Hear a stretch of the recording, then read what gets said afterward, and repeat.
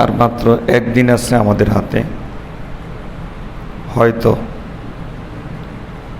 আবার হয়তো 2 দিন আছে।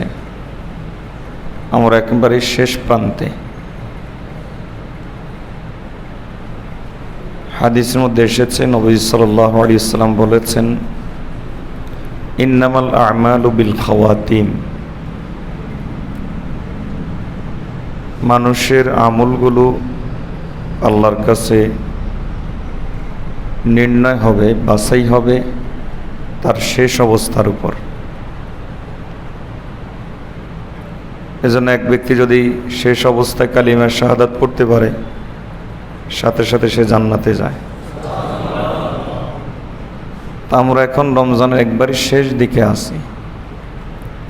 আমরা যারা ইতিকাফকারী ভাই আছি, আমরা এই কথা খেয়াল করব যে আমার কারণে, আমি শুরুতে যেটা বলেছি, যে আমার কারণে যেন এখানের পরিবেশ নষ্ট না হয়, আমার কারণে যেন আরেকজনের আমলে বাধা না হয়। এটা খুব ভালো করে খেয়াল করব। লক্ষ্য করা গেছে যে আমলগুলো আমাদের এখানে রুটিন করে দেওয়া আছে, এই আমলগুলোর ক্ষেত্রে আমরা যথাসময়ে উপস্থিত হই না।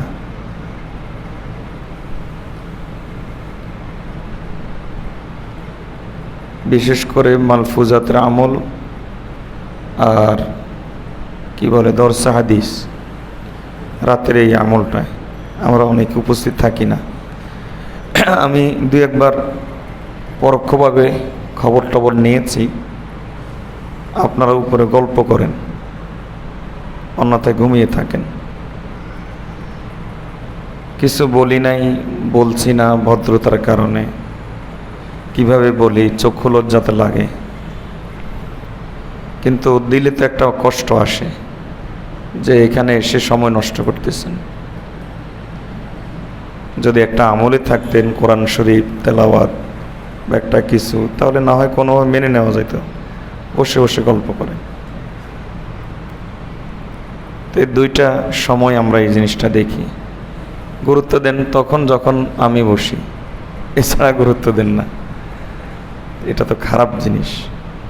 আমল তো সবগুলোই আমল। আল্লাহ আমাদেরকে আমল করার তৌফিক দান করুন। দুরূদ শরীফ পড়ি। আবার আগে ইস্তেগফার পড়েন। এতদিন যা করছি ইস্তেগফার করি। আজকে থেকে এই 1 দিন থাকুক, 2 দিন থাকুক, সবগুলো আমলে আমরা শরীক থাকবো তো ইনশাল্লাহ। আর গল্পের আশা তো জমবে না ইনশাল্লাহ। ইস্তেগফার পড়ি। আস্তাগফিরুল্লাহ,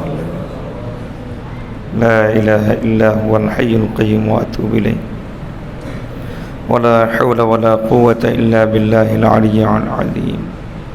আস্তাগফিরুল্লাহাল্লাযী লা ইলাহা ইল্লা হুয়াল আলিয়্যুল আযীম, ওয়ালা হাওলা ওয়ালা কুওয়াতা ইল্লা বিল্লাহিল আলিয়্যিল আযীম। নাহমাদুহু ওয়া নুসাল্লি আলা রাসূলিহিল কারীম, আম্মা বা'দ। সমস্ত প্রশংসা আল্লাহর জন্য, যিনি আমাদেরকে আজকেও এখানে আল্লাহর জন্য কিছু সময় বের করার তৌফিক দান করেছেন। আলহামদুলিল্লাহ। এই কয়েকদিনের আলোচনা থেকে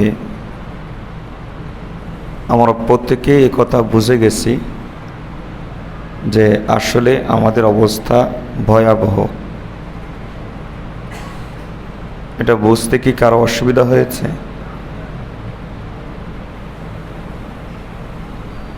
যিনি আপনাদেরকে শোনাচ্ছেন অর্থাৎ আমি, যারা শুনছেন অর্থাৎ আপনারা, কেউই আমরা এই ভয়াবহ অবস্থা থেকে মুক্ত নই।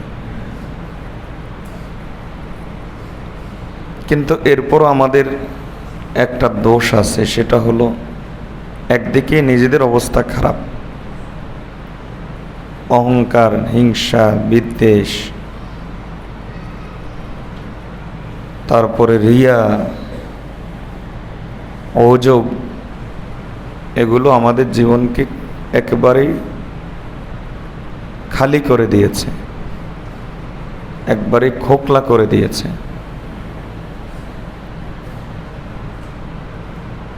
শুকর আদায় করি এজন্য যে আমাদের অনেকের অনুভূতিতে এসেছে, এর কিছু আলামত আলহামদুলিল্লাহ প্রকাশ পাচ্ছে। কেউ এসে বলছেন যে হুজুর, এতদিন শুধু বইয়ের দোষ দিছি, এতেকাফে আসার কারণে আমার ফায়দা এটা হয়েছে, আমি বুঝেছি দোষ আমার বেশি।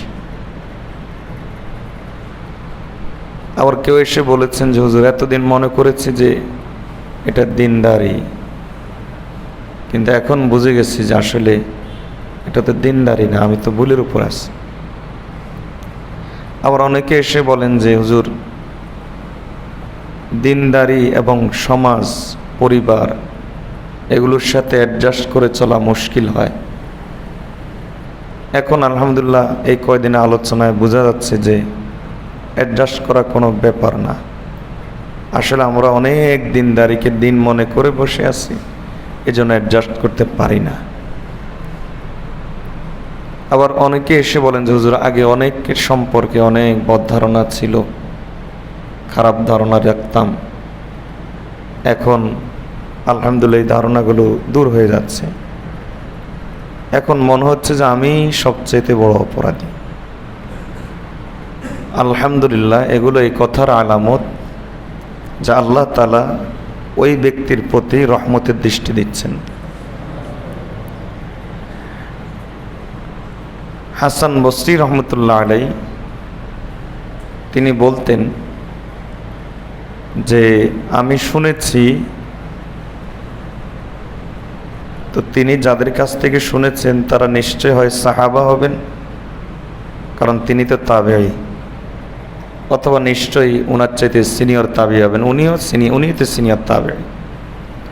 শ্রেষ্ঠ তাবেঈকে এ নিয়ে ইখতিলাফ আছে, তোর মধ্যে এটাও একটা মত আছে যে হাসান বসরি রহমতুল্লাহ আলাইহি তিনি শ্রেষ্ঠ তাবেঈ। তো তিনি বলেন যে আমি শুনেছি, মান আরাফা রব্বাহু ফাকাদ আরাফা যামবাহু, যে ব্যক্তি তার রবকে চিনেছে এটা আলামত হলো সে তার গুনাহকে বুঝতে পেরেছে, সে তার অপরাধকে বুঝতে পেরেছে। এটা আলামত হলো সে আল্লাহর মারিফত পাচ্ছে, আল্লাহর মারিফতের নূর তার অন্তরের ভিতরে আসছে। ইমামে গাজালি রহমতুল্লাহ আলাইহি বলতেন, আল্লাহর সন্তুষ্টির একটা আলামত আছে, অসন্তুষ্টির একটা আলামত আছে। সন্তুষ্টির আলামত হলো যে ব্যক্তির উপর আল্লাহ সন্তুষ্ট হন সেই ব্যক্তিকে নিজের দোষ দেখার ব্যাপারে চক্ষুষ্মান করে দেন। আল্লাহ ওই ব্যক্তিকে নিজের দোষ দেখার ব্যাপারে চক্ষুষ্মান করে দেন। আর যে ব্যক্তির উপর আল্লাহ অসন্তুষ্ট, আলামত হলো ওই ব্যক্তিকে আল্লাহ অন্যের দোষ দেখার ব্যাপারে চক্ষুষ্মান করে দেন। কঠিন কথা, কিন্তু এরপরও দেখা যায় আমাদের অবস্থা হলো এরকম। এরপরও হয়তো এখন অনুভূত হচ্ছে, এখন মনে হচ্ছে যে আমি মনে হয় গুনাহগার, এই যে দিনের যে কাজগুলো করি এগুলো তো ঠিক মতো হয় না, এরকমটা মনে হচ্ছে। এরকমটা আপনাদের মনের ভিতরে তৈরি হয়েছে বা এই জাতীয় কথাগুলো আপনাদেরকে শোনানো হয়েছে আপনাদেরকে নিরাশ করার জন্য না, বরং প্রথমত আল্লাহর রহমতের দৃষ্টি পাওয়ার জন্য। আমরা প্রত্যেকেই যদি এটা অনুভব করি যে আমার চাইতে বড় গুনাহগার আর কেউ নাই, তাহলে ইনশাল্লাহ এই মজলিস কামিয়াব, এই মজলিস আল্লাহ তাআলা কবুল করে নিয়েছেন। যদি আমরা প্রত্যেকে এই কথা মনে করি যে আমার চাইতে বড় গুনাহগার আর কেউ নেই। হযরত বাইজিদ বুস্তামি রহমতুল্লাহ আলাইহি সম্পর্কে প্রসিদ্ধ আছে, লোকজন বৃষ্টির জন্য আল্লাহর কাছে দোয়া করছে, বৃষ্টি আসছে না। তো উনি মনে করলেন যে এই বৃষ্টি আসছে না আমার কারণে, কারণ আমি সবচাইতে বড় গুনাহগার। এই কথা মনে করে তিনি এলাকা থেকে বের হয়ে গেছেন। আর তখনই বৃষ্টি শুরু হয়ে গেছে। মানুষ তো মনে করেছে বড় গুনাহগার বের হয়েছে, এজন্য বৃষ্টি শুরু হয়েছে। আসলে তো তা নয়। আসলে এই যে নিজেকে গুনাহগার মনে করেছে, এর কারণে আল্লাহ তাআলা রহমতের বৃষ্টি নাজিল শুরু করে দিয়েছে। নিজেকে গুনাহগার মনে করা। আমাদের চরিত্র হলো আমরা মনে করি যে সবাই নষ্ট, আমি ভালো, সবাই খারাপ, আমি ভালো। আগে একদিন বলেছি এটা অহংকারের আলামত। কিসের আলামত? অহংকার। আল্লাহ মাফ করুন, আমি এরকমও শুনেছি একজন আলেমের দিন, মাশাআল্লাহ ভালো আলেম, তিনি একটা কথা প্রসঙ্গে বলছিলেন, আমার কাছের মানুষ, বন্ধুবান্ধব পর্যায়ে, তো একটা প্রসঙ্গে বলছিলেন যে আমি চোখ বুলিয়ে দেখলাম জগতে আমার চেয়ে ভালো আর কেউ নেই। কিছু বলতে পারে নাই ভদ্রতার খাতিরে, কিন্তু আফসোস হয়েছে, একজন আলেম মানুষ, ইলম বরবাদ হয়ে যাচ্ছে, আমল বরবাদ হয়ে যাচ্ছে শুধু একটা মানসিকতার কারণে। নবীজি সাল্লাল্লাহু আলাইহি ওয়াসাল্লাম হাদিসের মধ্যে তো পরিষ্কার করে বলেছেন, মান ক্বালা হালাকান নাস ফাহুয়া আহলাকুহুম। যে ব্যক্তি বলল মানুষ খারাপ হয়ে গেছে, আমি ভালো, নবীজি বলেন ফাহুয়া আহলাকুহুম, সে সবচাইতে বড় খারাপ, সে সবচাইতে বড় নষ্ট।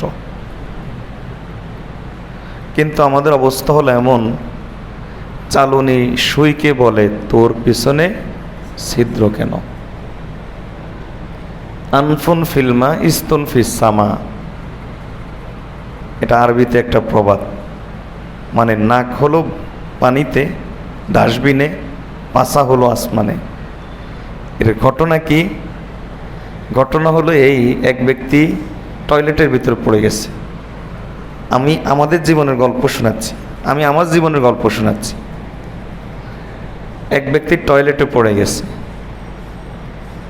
এখন আগের যুগের টয়লেট স্যানিটারিং না, ওই যে গাছ টাছ দিয়ে, তো ওই টয়লেটে পড়ে গেছে। এখন আরেকজন তাকে তুলতে গেছে, যে বেচারা তুলতে গেছে ওই বেচারা নাকে সর্দি। এখন যখন তুলতে গেছে নাকে সর্দি, এখন টয়লেটওয়ালা কয় নাক ঝেড়ে আসো। টয়লেটে যে পড়ে গেছে সে কি বলে, নাক ঝেড়ে আসো, আমাকে তুলতে যাইও না, তুমি আগে নাক পরিষ্কার করে আসো। সে যে কোথায় আছে এই খবর নাই, তার নাকের ময়লাটা সে দেখতেছে। তা আমাদের অবস্থা হলো এই যে আমরা যে কোথায় আছি এটা দেখি না, কিন্তু কে বাঁকা চললো, কে তেড়া করে তাকালো, কেমন করে চললো, কেমন করে কথা বলল, এগুলো আমরা দেখি। আল্লাহর বান্দা খুব ভালো করে বুঝেন, এটা এই কথার আলামত যে আল্লাহ তাআলা প্রচণ্ড রকমে যে ব্যক্তি এই ধরনের মানসিকতা রাখে তার উপর অসন্তুষ্ট।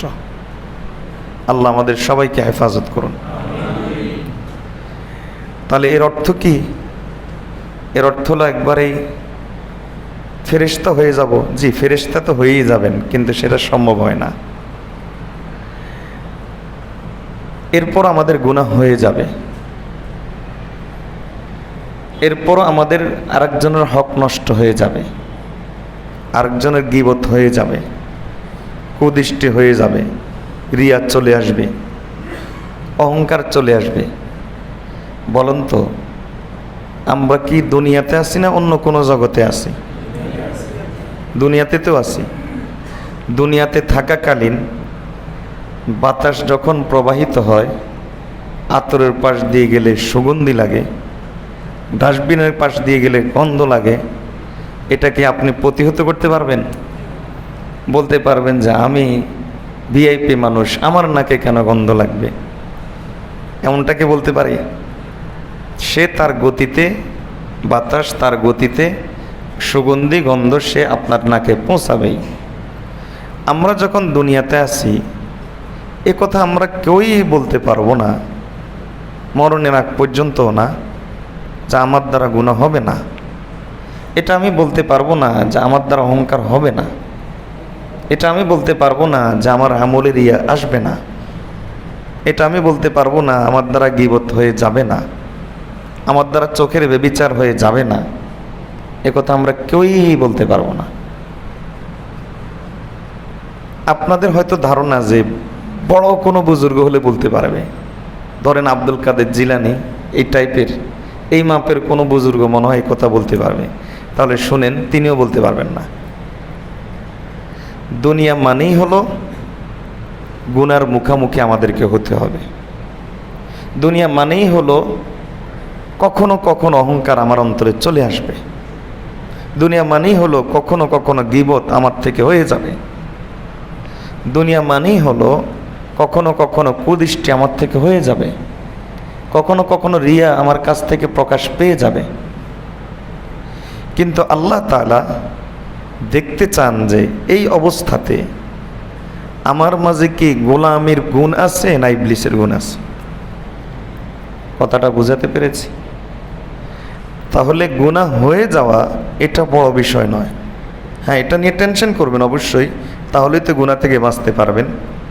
কিন্তু আল্লাহর ক্ষমা পাওয়ার জন্য এটা বড় বাধা নয়।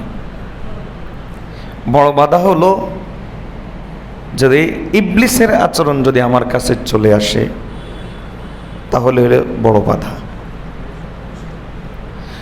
আমি যদি সবসময় নিজেকে এরকম অপরাধী হিসেবে রাখতে পারি, এই যে মানসিকতা আলহামদুলিল্লাহ আমাদের তৈরি হয়েছে, সবার হয়েছে কিনা জানি না, যে সমস্ত ভাইয়ের হয়েছে যে আমি সবচাইতে বড় গুনাহগার, আমার চাইতে বড় গুনাহগার আর কেউ নাই, আমি সবচাইতে মানুষের হক নষ্টকারী, আমি সবচাইতে আল্লাহর হক নষ্টকারী, আমার সবসময় তওবা করতে হবে, এই গুনাহগুলো না জানি কেমন আমার মাফ হবে, আমার আমল তো ইবলিস নিয়ে গেল, আমার আমল তো রিয়া শেষ করে দিল, আমার আমল তো নফস নিয়ে গেল। এই যে একটা মানসিকতা আপনি যতদিন ধরে রাখতে পারবেন, আপনি যত ধরে রেখে আপনাকে যত নিচু করতে পারবেন, আল্লাহ আপনাকে তত উঁচু করতে থাকবেন। এটা কার ওয়াদা? আল্লাহ তাআলার ওয়াদা। এটাকে বিনয় বলে। সব মুসলমান থেকে আমি নিজেকে ছোট মনে করা, সবার চাইতে আমার আমল খারাপ মনে করা, সবার চাইতে আমি বড় গুনাহগার মনে করা, এটা হলো বিনয়। নবীজি সাল্লাল্লাহু আলাইহি ওয়াসাল্লাম বলেন, তুমি আল্লাহর জন্য ছোট হও, রাফাআহুল্লাহ, আল্লাহ তোমাকে আল্লাহর জন্য বড় করে দিবেন। তাহলে বলেন তো কোনো ক্ষতি আছে নিজেকে ছোট মনে করলে? আর যদি ইবলিসের স্বভাব আমার মধ্যে চলে আসে, আমি যদি এই কথা চিন্তা করি যে আমি তো এই নেক কাজটা করি, অমুক তো মদখোর, অমুক তো এই কাজটা করে, অমুক তো এত বড় গুনাহগার, তাহলে শুনেন, খুব ভালো করে শুনেন, আপনি আর আমি ঈমান নিয়ে মারা যাব। আল্লাহর কাছে পানা চাই, আল্লাহ তাআলা সকল বেঈমানি থেকে আমাদেরকে হেফাজত করুন, সকল নেফাকি থেকে আমাদেরকে হেফাজত করুন। কিন্তু আমি আর আপনি ঈমান নিয়ে মারা যাব। ধরেন আল্লাহর কাছে আবারও পানা চাই সকল বেঈমানি থেকে। ধরেন আমি ঈমান নিয়ে মারা যাব, বলুন তো এর নিশ্চয়তাটা কোথায় আছে? কে এই নিশ্চয়তা দিতে পারবে যে সে ঈমান নিয়ে মারা যাবে? আল্লাহ তাআলা আমাদেরকে ঈমানের দৌলত নসিব করুন। এই নিশ্চয়তা আমরা কেউই দিতে পারবো না, একান্ত আল্লাহর রহমত ছাড়া। আল্লাহর রহমত ছাড়া এই নিশ্চয়তা কেউ দিতে পারবো না যে ঈমান। আরে আমরা কি সাহাবায়ে কেরাম, যাদের ঈমান গঠন করেছেন স্বয়ং মুহাম্মদুর রাসূলুল্লাহ সাল্লাল্লাহু আলাইহি ওয়াসাল্লাম। সাহাবী হযরত আবু দারদা রাদিয়াল্লাহু তাআলা আনহু, যখন ওনার মৃত্যু হচ্ছিল, ওনার স্ত্রী উম্মু দারদা রাদিয়াল্লাহু তাআলা আনহা ওনার পাশে বসে আফসোস করতেছে, ওয়া কারাবা, আরে আফসোস। তো তিনি উম্মু দারদা রাদিয়াল্লাহু তাআলা আনহা স্বামীর কাছে বসে বসে কান্নাকাটি করছেন, আহারে কষ্ট। আবু দারদা রাদিয়াল্লাহু তাআলা আনহু তখন স্ত্রীকে বললেন, উম্মু দারদা, এখানে বসে কান্নার দরকার নাই। আমি আমার হাবিব থেকে হাদিস শুনেছি, আল্লাহ তাআলার দুই হাত, এক হাতের মধ্যে আল্লাহ ইমানদারের রূহ রেখেছেন, আর আরেক হাতের মধ্যে আল্লাহ বেঈমানের রূহ রেখেছেন। আমি আবু দারদার তো জানা নাই আমার রূহটা কোন হাতের ভিতরে আছে, আল্লাহর কোন হাতের ভিতরে আছে, কি বাম হাতের ভিতরে আছে না ডান হাতের ভিতরে আছে, আমার তো এটা জানা নাই। এই জন্য উম্মু দারদা, তুমি জায়নামাজ নিয়ে বসো, আল্লাহর কাছে দোয়া করো আল্লাহ যাতে আমাকে ইমানের হালতে মত দান করেন, আল্লাহ যেন আমাকে ইমানের অবস্থায় মত দান করেন।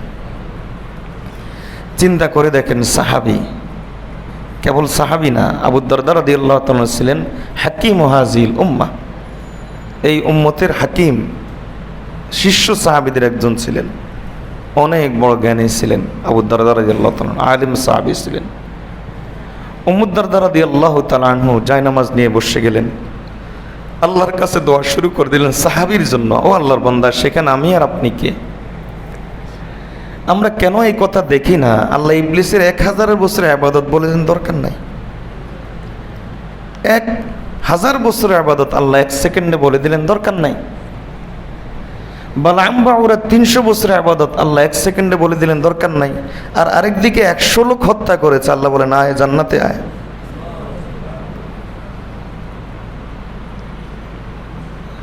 এজন্য আল্লাহ আমল এগুলা পরে দেখেন, আল্লাহ দেখেন দিলের অবস্থা।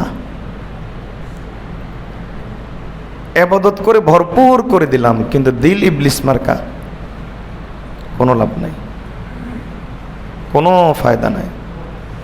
দিল হলো এমন যে আমি সবচাইতে ভালো, সবাই খারাপ, আমারটাই ঠিক, বাকি সবগুলো বেঠিক, আমি যে কাজ করি এটাই দিন, আর বা কোনোটা দিন না, কোনো লাভ নেই। ওই ইবলিসের মানসিকতা, আমি শ্রেষ্ঠ, আনা খায়রুম মিনহু, আমি আদমের চাইতে শ্রেষ্ঠ। এজন্য আল্লাহর কাছে দোয়া করবেন, আল্লাহ যেন সবসময় এই মানসিকতা ধরে রাখার চেষ্টা করেন। এই মানসিকতা যদি ধরে রাখতে পারেন তাহলে কামিয়াব ইনশাআল্লাহ। আল্লাহ তাআলা আপনাকে আমাকে ইমানের হালাতে মওত দান করবেন। ওই যে উম্মু দারদা রাদিয়াল্লাহু তাআলা দোয়া শুরু করে দেন আল্লাহর কাছে, ও আল্লাহ, আপনি আমার স্বামী আবু দারদাকে ইমানের হালতে মওত দান করেন। সাহাবীর জন্য দোয়া, সাহাবীর জন্য চিন্তা করে দেখেন। তখন কিছুক্ষণ পর আবু দারদা রাদিয়াল্লাহু তাআলা ইন্তেকাল হলো। আলহামদুলিল্লাহ, ইমানের সাথে ইন্তেকাল হয়েছে। ঘোষক ঘোষণা দিল, উম্মু দারদা উঠো, আল্লাহর কাছে আর কান্নাকাটির দরকার নাই, কারণ তোমার স্বামী আবু দারদার ইমানের হালতে মওত হয়েছে। আলহামদুলিল্লাহ। এজন্য বড়াই করতে নাই, অহংকার করতে নাই, বরং সব সময় কথা মনে রাখতে হয় যে আমার চাইতে বদ আমলওয়ালা, আমার চাইতে খারাপ মানুষ জগতে আর কেউ নেই। এক লোক মদ পান করছে, একবার, দুইবার, তিনবার, নবী সাল্লাল্লাহু আলাইহি ওয়াসাল্লাম প্রত্যেকবার এনে তাকে 80টা করে বেত মারলেন। তৃতীয়বার যখন ঘটল তখন এক ব্যক্তি গালি দিয়ে বসলো, সম্ভবত হযরত আলী রাদিয়াল্লাহু তাআলা বা অন্য কেউ, তাকে বকা দিয়ে বসলো, গালি নয় বকা। শরম নাই তোর? রাসূলুল্লাহ সাল্লাল্লাহু আলাইহি ওয়াসাল্লামের কাছে এতবার ধরা খাস, এতবার পিটনি খাস, এতবার ধরে খাস, তোর শরম নাই? আল্লাহর লানত পড়ুক তোর উপর। এভাবে একটা গালি দিয়ে বসলো। নবী সাল্লাল্লাহু আলাইহি ওয়াসাল্লাম বলেন যে লা তালআনুহু, খবরদার একে গালি দিও না, ফাইন্নাহু ইউহিব্বুল্লাহ ওয়া রাসূলুহু, কারণ সে আল্লাহ এবং তার রাসূলকে ভালোবাসে। কাকে গালি দিচ্ছ? একে গালি দিও না। যত বড় গুনাহগার হোক, শুধু কুফরি ছাড়া, কুফরিকে ঘৃণা করবেন মনে প্রাণে, যার মধ্যে কুফরি থাকবে তাকেও ঘৃণা করবেন, এটা আল্লাহর নির্দেশ। কারণ ইসলাম অত্যন্ত স্বতন্ত্র ধর্ম, ইসলাম অত্যন্ত বৈশিষ্ট্যপূর্ণ ধর্ম, ইসলাম অত্যন্ত আত্মমর্যাদা বোধ সম্পদ ধর্ম। কুফরি সহ্য করতে পারে না, শিরিক সহ্য করতে পারে না।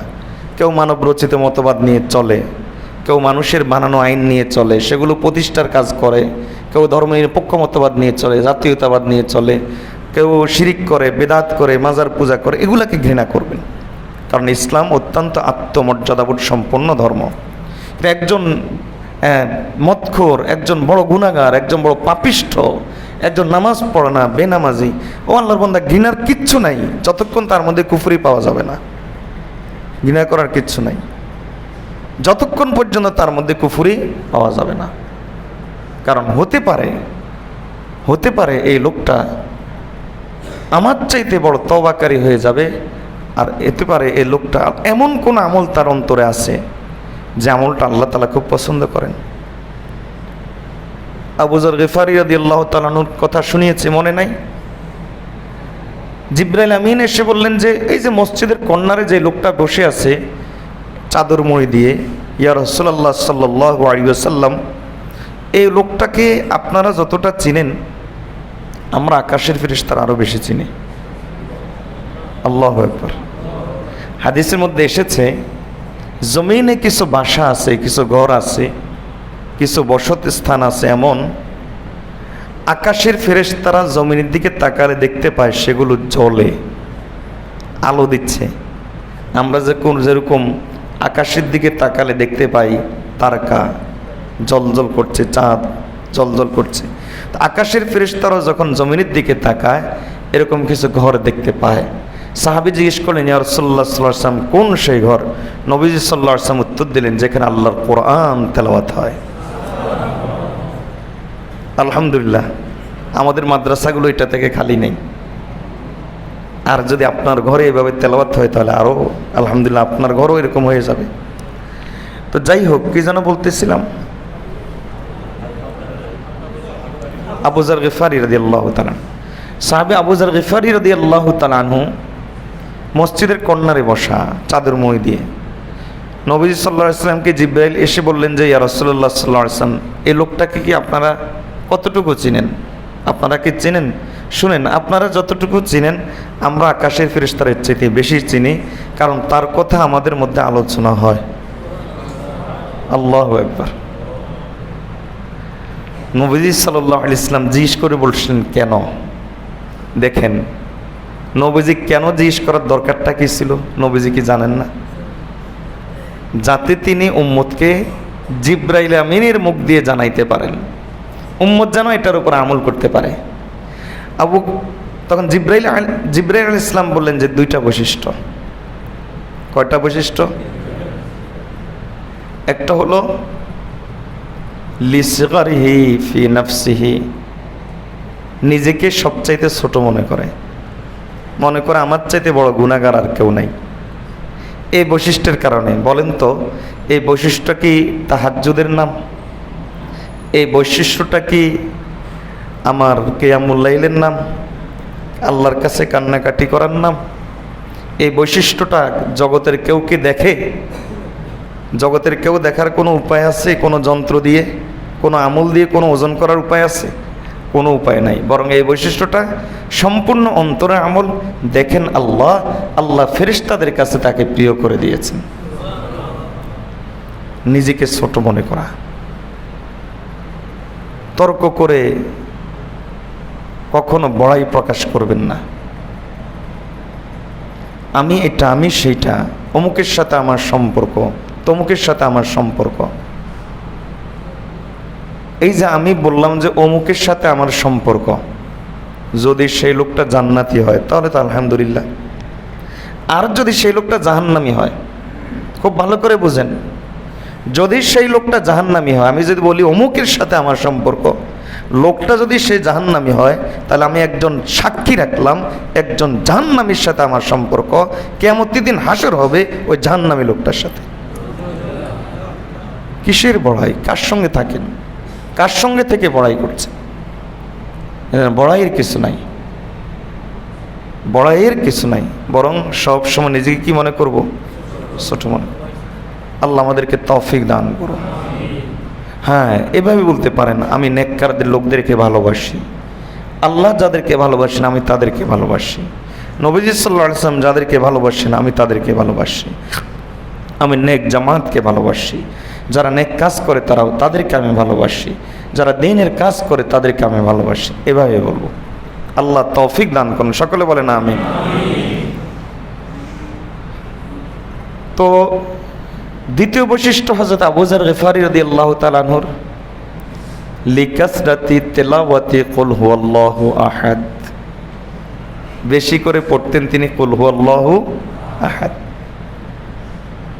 হাদিসের মধ্যে এসেছে যে ব্যক্তি কুল হুয়াল্লাহু আহাদ 10 বার পড়বে, মান ক্বারাআ কুল হুয়াল্লাহু আহাদ 10 মাররাতিন বানাল্লাহু লাহু বাইতান ফিল জান্নাহ, আল্লাহ তাআলা তার জন্য জান্নাতে বাড়ি করে দিবেন। তো নিজেকে ছোট মনে করা, এটা এই কথার আলামত যে আল্লাহ আমাকে দয়া করতে চাচ্ছেন, এটা এই কথার আলামত যে আল্লাহ আমাকে মাফ করতে চাচ্ছেন, আমিও রেডি আছি মাফ নেওয়ার জন্য। আল্লাহ আমার উপর দয়া করতে চাচ্ছেন, আমিও মনের দিক থেকে রেডি আছি মাফ দেওয়ার জন্য। আচ্ছা, আল্লাহর একটা বৈশিষ্ট্য হলো আল্লাহ মুতাকাব্বির। বলেন আল্লাহ কি? মুতাকাব্বির মানে কি জানেন? প্রচণ্ড অহংকারী। ওই বৈশিষ্ট্যটা যদি আমার মধ্যে চলে আসে আর আপনার মধ্যে চলে আসে, তাহলে আল্লাহ তো বলবেন যে এ তো আমার সাথে টেক্কা দিচ্ছে, এরে মাফ করার দরকার কি? এ তো নিজেই খোদা বনে আছে, এতে নিজেই তো রব বনে আছে, একে আমি মাফ করার দরকার কি? এজন্য হাদিসে এসেছে, নবী সাল্লাল্লাহু আলাইহি ওয়াসাল্লাম বলেন অহংকার হলো আল্লাহর চাদর। যে ব্যক্তি অহংকার করলো সে আল্লাহর চাদর নিয়ে টানাটানি করলো যে এটা আমার লাগবে, এটা আমার লাগবে, অথচ এটা একান্ত কার সম্পদ? আল্লাহর সম্পদ। তো এই মানসিকতা রাখার পরেও বলেন তো আমাদের গুনাহ এরপরও হবে কি না? বলেন নাই মনে হয় কারো মনে গুনাহ হবে না? এরপর অহংকার হয়ে যাবে কি না? এরপরও হিংসা চলে আসবে কি না? লোভ চলে আসবে? হয়তো কিছু হারামও ঢুকে যেতে পারে অসতর্কতা অবশ্যত, কিছু গীবত হয়ে যেতে পারে, কুদৃষ্টি হয়ে যেতে পারে, হঠাৎ একটা মোবাইলে গুনাহ হয়ে যেতে পারে, ফেসবুকে একটা গুনাহ হয়ে যেতে পারে। তখন আপনি কি করবেন? এই মানসিকতা রাখার পাশাপাশি এই গুনাহটার সাথে আপনার আচরণটা কি হবে? মোবাইল কার বাজে বন্ধ করে দিই। এই মানসিকতাটা রাখার পাশাপাশি আপনার ওই গুনাহটার সাথে আপনার আচরণ কি হবে, এটা আমাদের জানা থাকতে হবে। প্রথমত তো এই কথা চেষ্টা করতে হবে যেন আমার দ্বারা গুনাহ না হয়।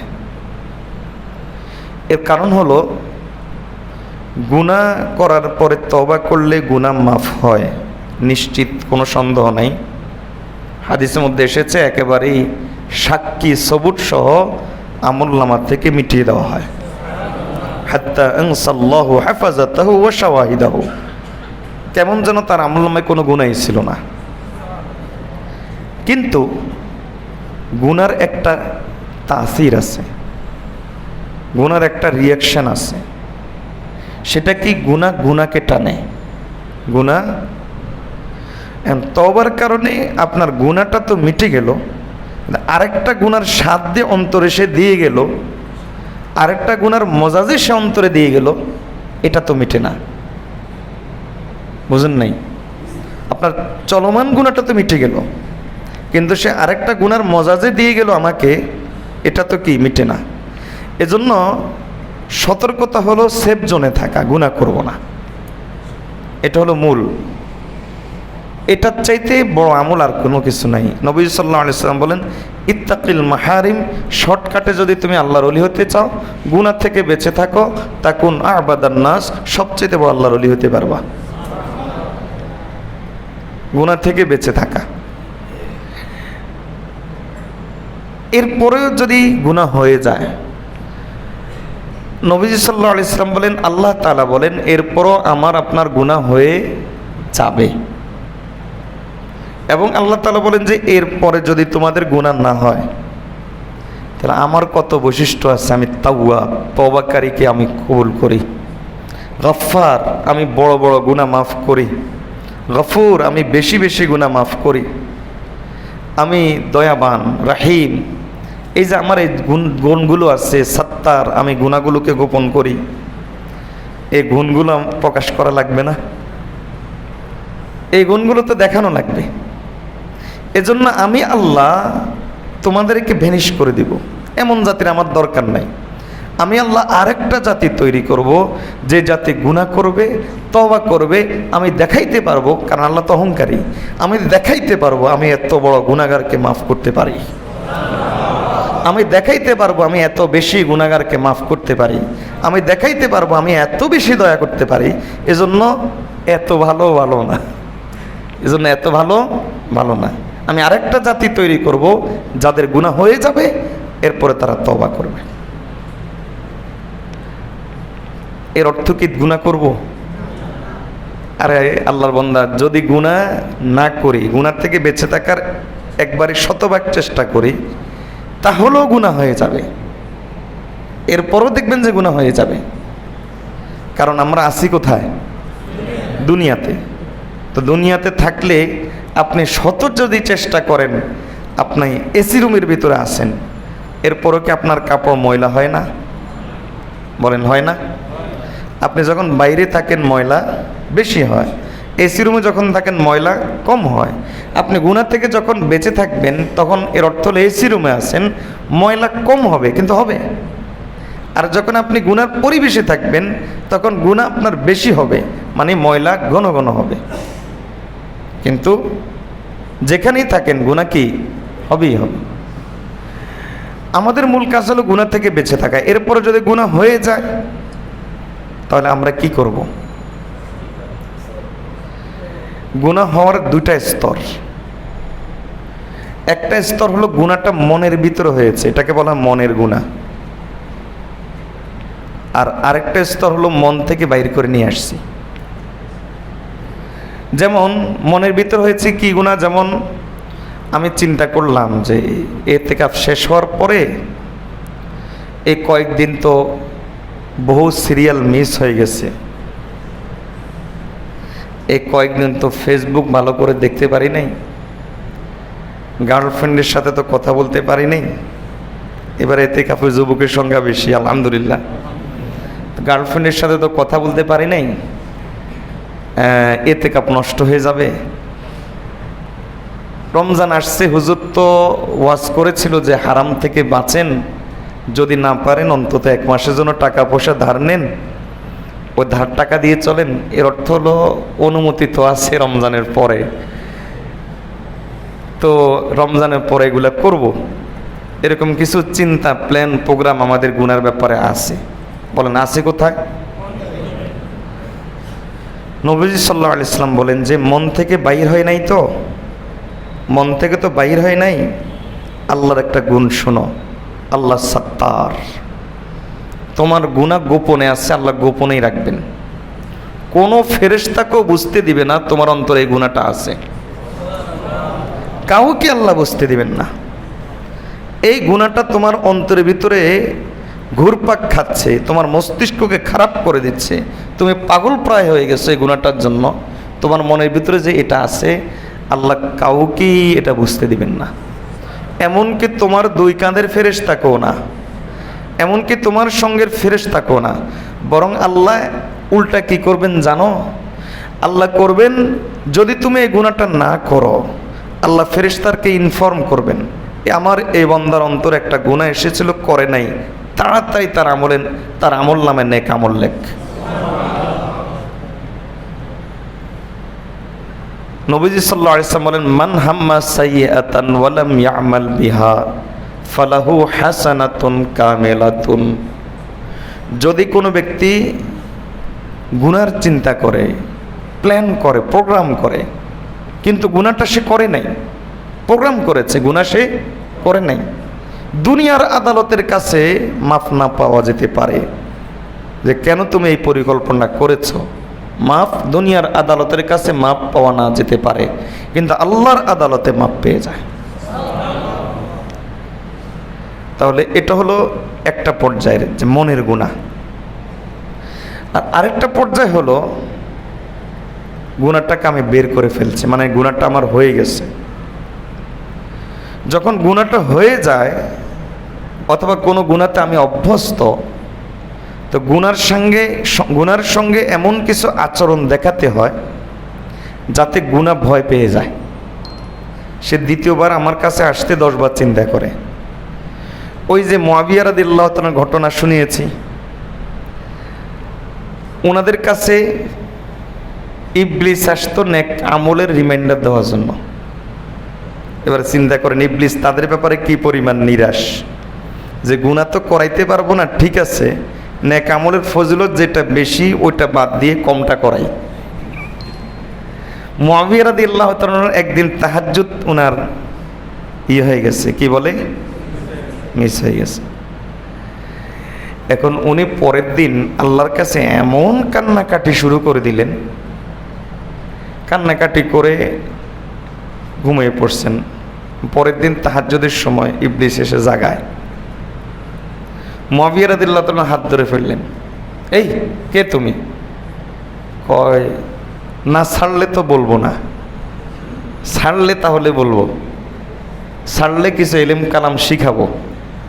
সাহাবায়ে কেরাম ইলমের লোভে ছিলেন, ইলমের লোভে আবু হুরায়রা রাদিয়াল্লাহু তাআলা ইবলিসকে ছেড়ে দিয়েছেন। তো কি কে তুমি বলো, আগে ছাড়েন তারপর বলবো, ওয়াদা দিচ্ছি বলবো। আচ্ছা ছাড়লাম, এবার বলো কে? আমি ইবলিস। ঘটনা কি? তাহাজ্জুদের সময়, তাহাজ্জুদের জন্য ইবলিস জাগায়, আজীব কথা। করবটা কি? একদিন ধোকা দিয়ে তাহাজ্জুদ মিস করিয়েছিলাম, দেখি যে লস হয়ে গেছে, লস প্রজেক্টে হাত দিছি। এমন কান্নাকাটি আপনি করলেন যে এখন তাহাজ্জুদের চাইতে কয়েক শত গুণ বেশি সওয়াব আল্লাহ দিয়ে দিয়েছেন। তা আমি চিন্তা করলাম থাক বাবা, তাহাজ্জুদই পড়ুক, এর তাড়াতাড়ি জাগাই দিই। তো এটা ছিল সাহাবায়ে কেরামের ব্যাপারে। আর আমাদের ব্যাপারে গতকালকে যে বলেছি, ইবলিস যখনই আসে তখন আমাদের কাছে সিট খালি পায়। ইবলিস আসলেই দেখে যে বেচারা সিট খালি আছে, আমি এখানে বসবাস করতে কোনো অসুবিধা নাই। এজন্য কিছু কাজ আপনি করবেন, গুনার সাথে এমন কিছু আচরণ আপনি দেখাবেন যাতে সে ভয় পেয়ে যায়।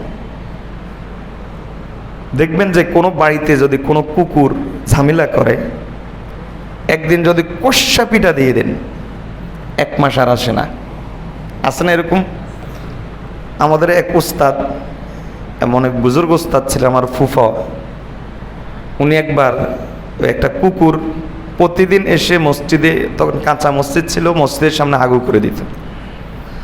তো উনি একদিন কুকুরটাকে পোলাপানকে দিয়ে ধরাইছেন, কুকুরটাকে ধরে বাঁধছে, বেঁধে খুব পিটাইছে, আর এখানে এই কাজ করবি। এরপরে হতো কি, ওই কুকুরটা যখন ওনাকে দেখতো 100 গজ দূরে দেখলো, দৌড়ে পালাই দিত। এবার চিন্তা করেন ওমর রাদিয়াল্লাহু তাআলা শয়তানকে কেমন পিটাইলে, বাস্তব পিটানি না, সব পিটানি যে বাস্তবে দিতে হয় এমন তো নয়, কিছু আছে ফিজিক্যাল টর্চার, কিছু আছে মেন্টাল টর্চার। এখন ওমর রাদিয়াল্লাহু তাআলা ইবলিসকে কি পরিমাণ মেন্টাল টর্চার করলে, ইবলিস ওমর রাদিয়াল্লাহু তাআলা দেখলে আরেক রাস্তা দিয়ে হাঁটা শুরু করতো। এবার চিন্তা করেন, এজন্য আমাদের কাজ হলো ইবলিসকে মেন্টাল টর্চার দিতে হবে, যাতে সে সাহস না করে যে আমার কাছে দ্বিতীয়বার আসার, সাহসটা যাতে তার কমে যায়, আমাদের ব্যাপারে যাতে নিরাশ হয়ে যায়। হাসান বসরি রহমতুল্লাহ আলাইকে জিজ্ঞেস করা হয়েছে, আচ্ছা ইবলিসকে কষ্ট দেওয়ার জন্য সবচাইতে শক্তিশালী আমল কোনটা? তিনি বললেন যে ইবলিসকে কষ্ট দেওয়ার জন্য সবচাইতে শক্তিশালী আমল হলো তওবা। বলেন কি? তাহলে আমাদের গুনাহগুলোর ব্যাপারে আমাদের 1 নম্বর আচরণ হবে কি বলেন? তওবা। মনে থাকবে, এই আচরণগুলো করলে ইবলিস মানসিকভাবে কষ্ট পাবে, সে আমার কাছে এসে দেখবে যে লাভ কম, সবাই তো লাভ খোঁজে, তো সে তো ওখানেই যাবে যেখানে তার লাভ বেশি, আমার কাছে সে কম আসবে। এজন্য আমরা সর্বমোট 6টা আচরণ দেখাবো। বলেন ইবলিসের সাথে কয়টা আচরণ দেখাবো? মানে গুনার সাথে আমরা 6টা আচরণ দেখাবো। এই 6টা আচরণ দেখালে ইবলিস প্রচণ্ড রূপে কষ্ট পাবে, আমাদের কাছে সে আস্তে আস্তে আশাটা কমিয়ে দিবে। এরপরও আমরা নিরাশ হতে পারি, ইবলিস কিন্তু নিরাশ হয় না। ইবলিস প্রচণ্ড আশাবাদী। একজন লোক যত বড় আল্লাহর ওলি হয়ে যাক, এরপরও সে আশা করে যে কোনোভাবে গোমরা করা যায় কিনা। আব্দুল কাদের জিলানী রহমতুল্লাহ তাহাজ্জুদ পড়ছিলেন, নূর আসলো আকাশ থেকে, আলো আসলো। তখন গায়েব থেকে আওয়াজ আসলো, আপনি তো জান্নাতে চলে গেছেন, আপনার আর কোনো ইবাদতের দরকার নাই। এই যে সিগন্যাল দিয়েছেন আল্লাহ, সাইন হিসাবে নূর পাঠাই দিয়েছেন, আপনি জান্নাতি। আব্দুল কাদের জিলানী রহমতুল্লাহ বলেন যে ইবলিস দূর হ, তাড়াতাড়ি ভাগ। কে বলছে আমি জান্নাতি? কে বলেছে আমার ইবাদতের দরকার নাই? নবীদের পর্যন্ত ইবাদতের দরকার ছিল, সেখানে আমি কে? সাহাবায়ে কেরামের ইবাদতের দরকার ছিল, সেখানে আমি কে? তো ইবলিস এভাবেই ধোঁকা দেয়। ওই যে মৌলভী কা শয়তান মৌলভী হতা হয়।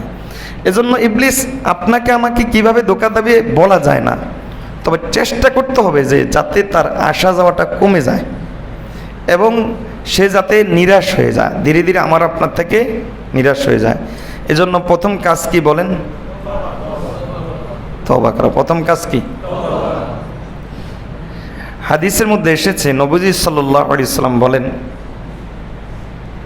বান্দা যখন তওবা করে, বান্দা যখন গুনাহ করে আকাশ পর্যন্ত পৌঁছিয়ে দেয়, এরপরে যখন সে তওবা করে, তওবা করলে আল্লাহ তাআলা সঙ্গে সঙ্গে তা মিটিয়ে দেন। নবীজি সাল্লাল্লাহু আলাইহি সাল্লাম বলেন, ইবলিসকে বান্দার তওবা যে পরিমাণ নিরাশ করেছে, ইবলিসকে অন্য কোনো জিনিস এত কষ্ট দিতে পারে নাই, ইবলিসকে অন্য কোনো জিনিস এত টর্চার করতে পারে নাই।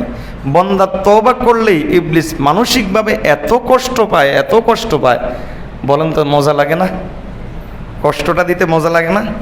তাই জন্য আমি তওবা করে ইবলিসকে কি দিব? তওবার সম্পর্কে অনেক ফজিলত আপনারা শুনেছেন। এ বিষয়ে আমার আজকে ফজিলতের আলোচনা করা উদ্দেশ্য না, উদ্দেশ্য হলো কি ধরনের আচরণ আমরা করব, এটাই আমাদের উদ্দেশ্য। আমরা পারবো তো ইনশাআল্লাহ? শুধু এতটুকু বুঝি, তওবাটা তৌফিক কার হয় না? কার হয়? তওবা তৌফিক হয় না যার জিন্দেগিতে ইস্তেগফার নাই। কি বলেছি বলেন? তওবা তৌফিক কার হয় না? যার জিন্দেগিতে ইস্তেগফার নাই, তার তওবা তৌফিক হয় না। আর যার জিন্দেগিতে ইস্তেগফার বেশি আছে, আল্লাহ তাআলা তাকে তওবার তৌফিক দিয়ে দেন। সুবহানাল্লাহ। রমজান শেষে কইেন, যার জিন্দেগিতে ইস্তেগফার বেশি, আল্লাহ তাকে কি করে দেন? তওবার তৌফিক দিয়ে দেন। সাহাবায়ে কেরাম রাদিয়াল্লাহু তাআলার জন্য বলতেন, মা আসাররা মানিস্তাগফারা, যে ব্যক্তি বেশি ইস্তেগফার করে সে গুনার উপর সুপার গ্লু হতে পারে না, গুনার উপরে সে অটল থাকতে পারে না।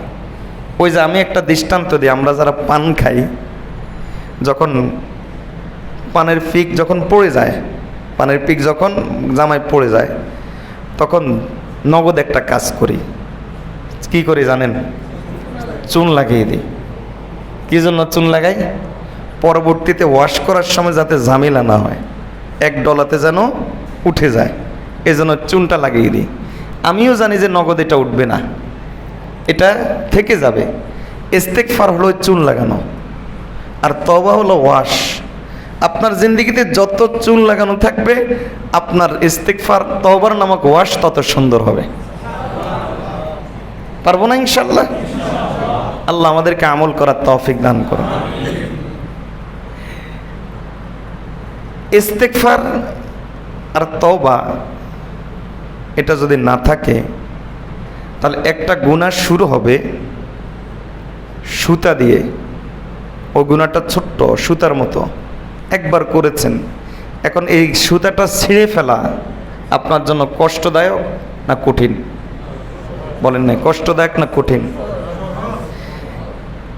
দেখেন, আমি এবং আমরা কয়েকজন একবার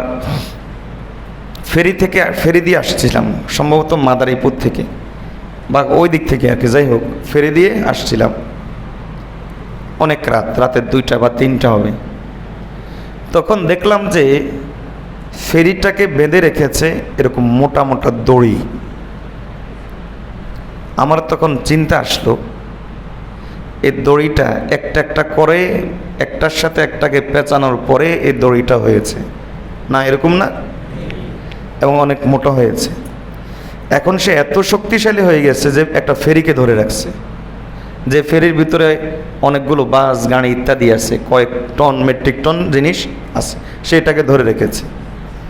কিন্তু এটা যদি আলাদা আলাদা হইতো তাহলে বলেন তো এত শক্তিশালী হইতো?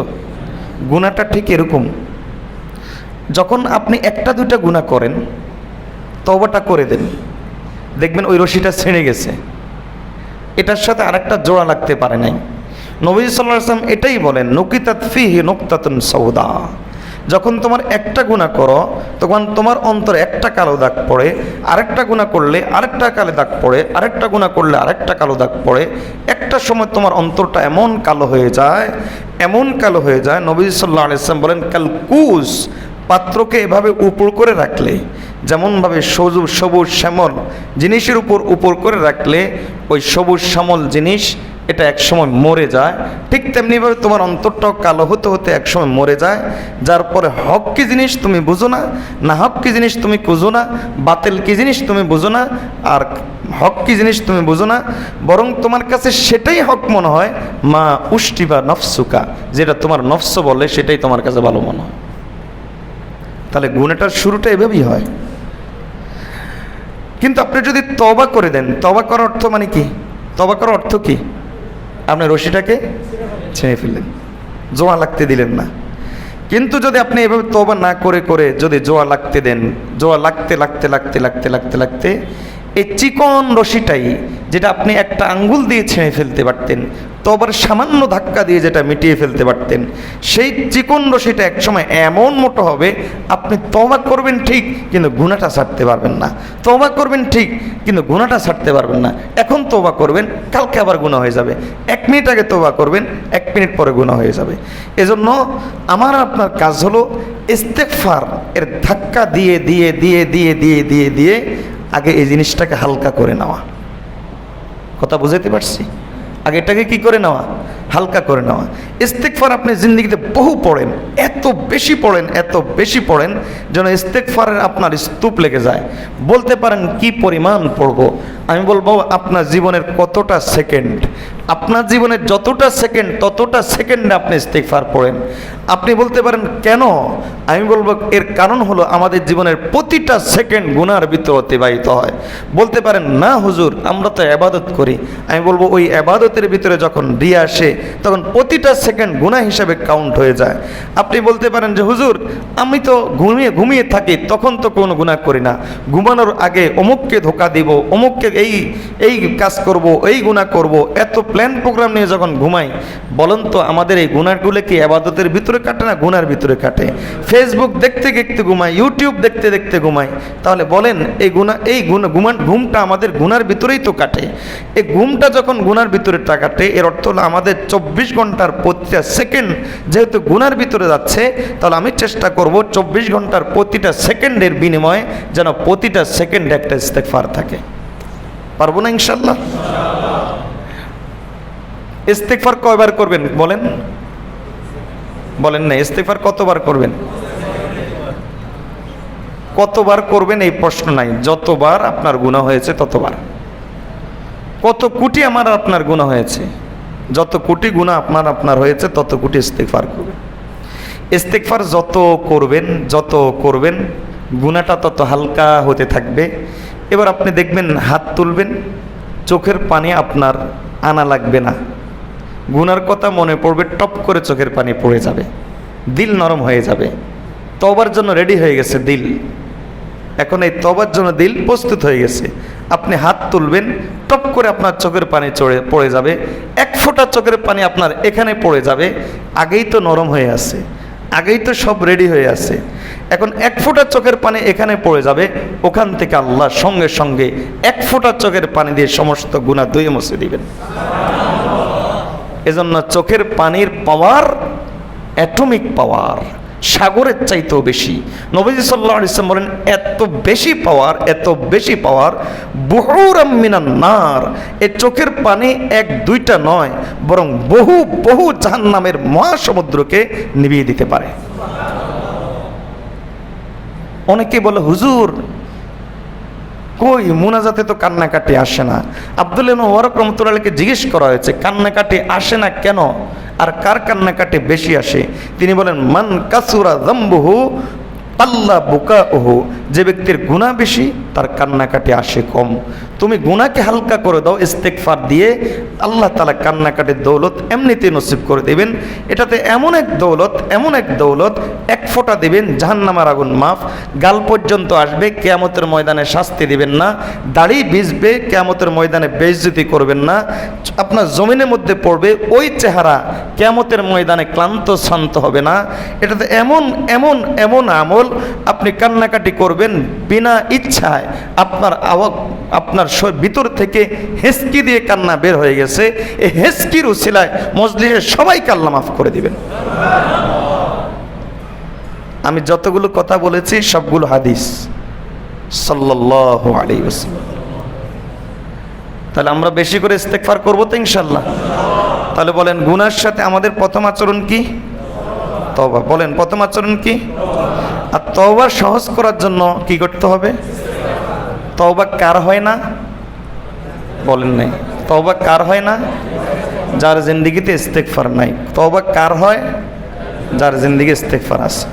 এজন্য ডেলি প্রতিদিন অন্তত 2-4-500 বার ইস্তেগফার করবো তো ইনশাআল্লাহ।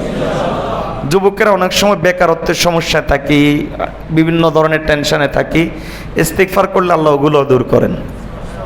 ইস্তেগফারের এত বেশি ফায়দা, এটা বলে শেষ করা যাবে না। একটা হাদিস শুনে এদের শুধু মাল্লাজিমাল ইস্তিগফারা জাআলাল্লাহু লাহু মিন কুল্লি দাইকিন মাখরাজা ওয়া মিন কুল্লি হাম্মিন ফরাজা ওয়া রাযাকাহু মিন হাইসু লা ইয়াহতাসিব। বুখারী মুসলিমের হাদিস। নবী সাল্লাল্লাহু আলাইহি ওয়াসাল্লাম বলেন, আব্দুল্লাহ ইবনে আব্বাস রাদিয়াল্লাহু তাআলা থেকে বর্ণিত, যে ব্যক্তি মান লাজিমাল ইস্তিগফারা, লাজিমা মানে লেগে থাকা, লাজিমা মানে কি? লেগে থাকা। যে ব্যক্তি ইস্তেগফারের সাথে লেগে থাকবে, ইস্তেগফার তাকে ছাড়তে পারে, সে ইস্তেগফার ছাড়তে রাজি নাই। কম্বল আমাকে ছাড়তে পারে, আমি কম্বল ছাড়তে রাজি নাই। এভাবে এটাকে বলে লেগে থাকা। যে ব্যক্তি ইস্তেগফারের সাথে লেগে থাকবে, নবী সাল্লাল্লাহু আলাইহি ওয়াসাল্লাম বলেন আল্লাহ তাআলা তার সকল সংকট দূর করে দিবেন, আল্লাহ তার সকল পেরেশানি দূর করে দিবেন, আল্লাহ আকাশ থেকে অগণিত অসংখ্য সংখ্যক রিজিক নাজিল করবেন। আর দরকার আছে বলেন? আখিরাত তো আছেই। তাহলে 1 নম্বর আচরণ গুনার সাথে আমাদের কি হবে? ইস্তেগফার, তওবা। মূল হল তওবা। তওবা সহজ করার জন্য ইস্তেগফার। এটা যদি করতে পারেন ইবলিস কষ্ট পাবে, গুনাহটা হালকা হয়ে যাবে। দ্বিতীয় হলো, যদি কোনো গুনাহ হয়ে যায় তখন এটাকে বিশাল কিছু মনে করব, যে আমার একটা বিশাল ক্ষতি হয়ে গেছে। আপনি এই মানসিকতা যত লালন করতে পারবেন যে আমি তো অনেক বড় অপরাধ করে ফেলেছি, আল্লাহ তাআলা ইবলিসকে তত কষ্ট দিবেন, আপনার গুনাহটা তত হালকা হয়ে যাবে। আপনি যত গুনাহকে হালকা মনে করবেন, গুনাহ তত বড় হয়ে যাবে। কারণ গুনাহ তো আমাদের শত্রু। বলেন গুনাহ কি? আর শত্রুর ক্ষেত্রে যুদ্ধের কৌশল হলো শত্রুকে ছোট করে দেখতে নাই, ঠিক না? যুদ্ধের কৌশল কি বলেন? শত্রুকে ছোট করে দেখতে নাই। কারণ শত্রুকে যদি আমি হালকা করে দেখি, ছোট করে দেখি, শত্রু তখন প্রস্তুতির সুযোগ পায়, সে আমার উপর পুনরায় শক্তি সঞ্চয় করে অ্যাটাক করার সুযোগ পেয়ে যায়।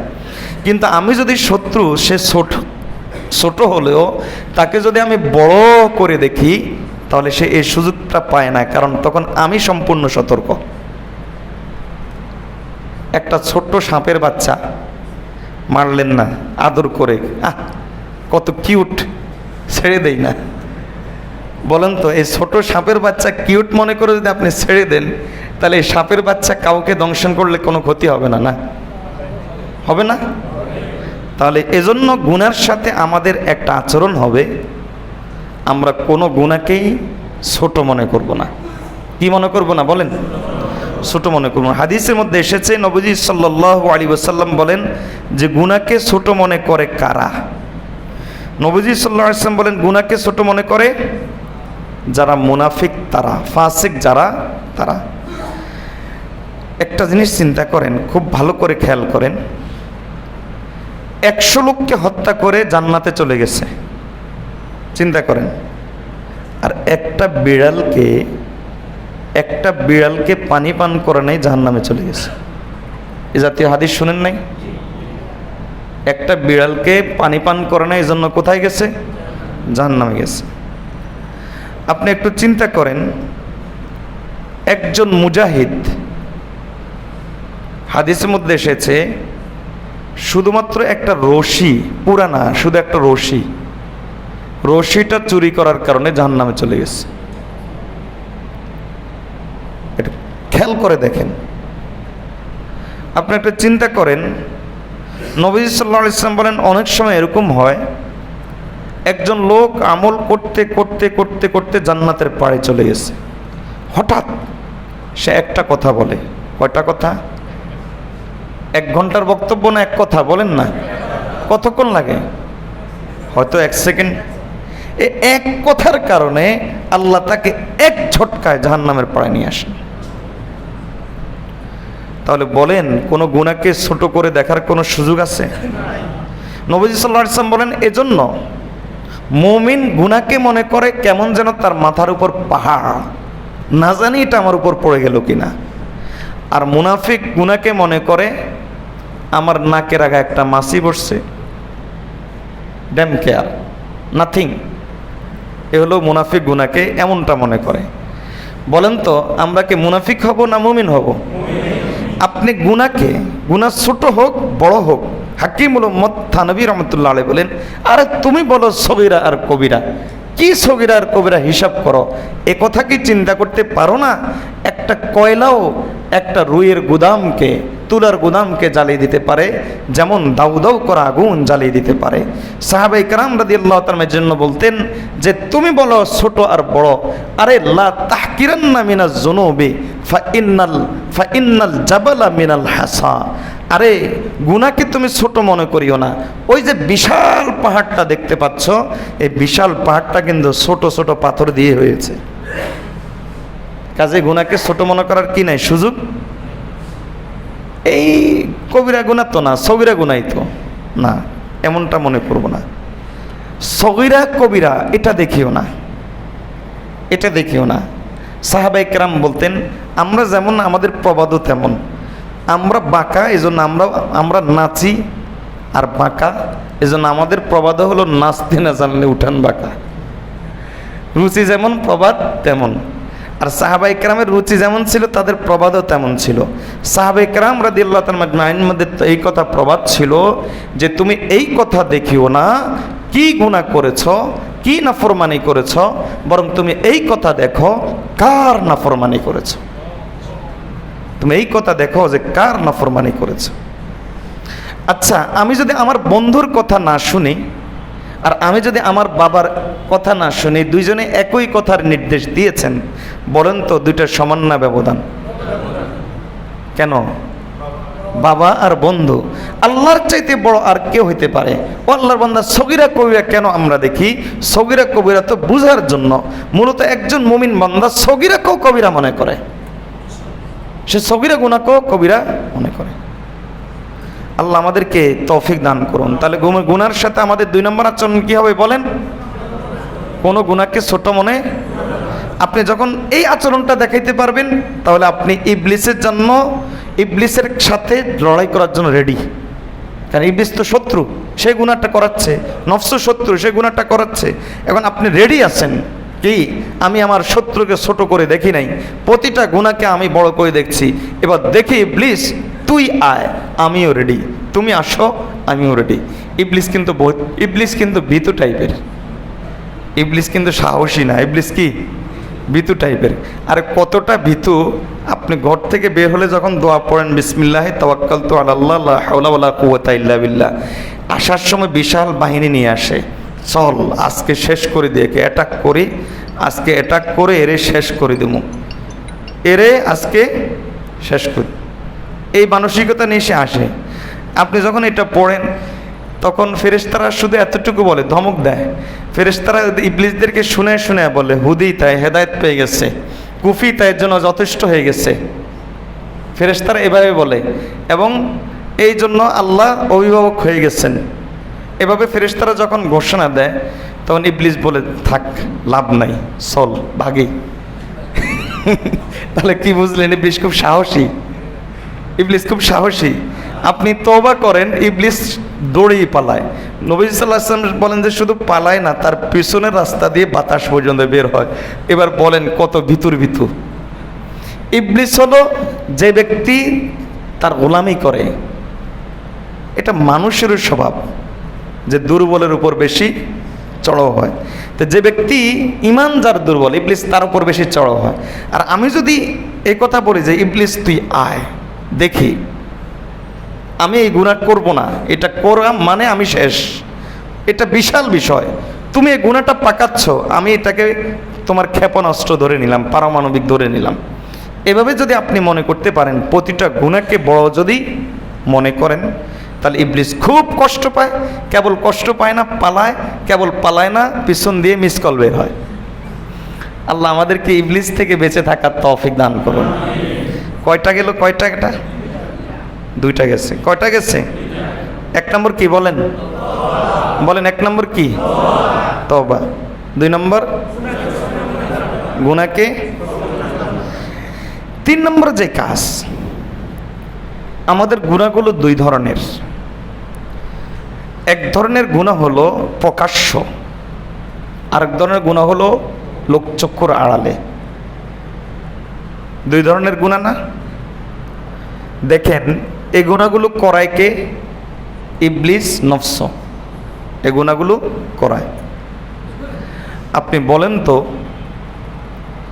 এই দুই শত্রু থেকে বাঁচার জন্য আমাদের সাহায্যকারী আছে কেউ দুনিয়াতে?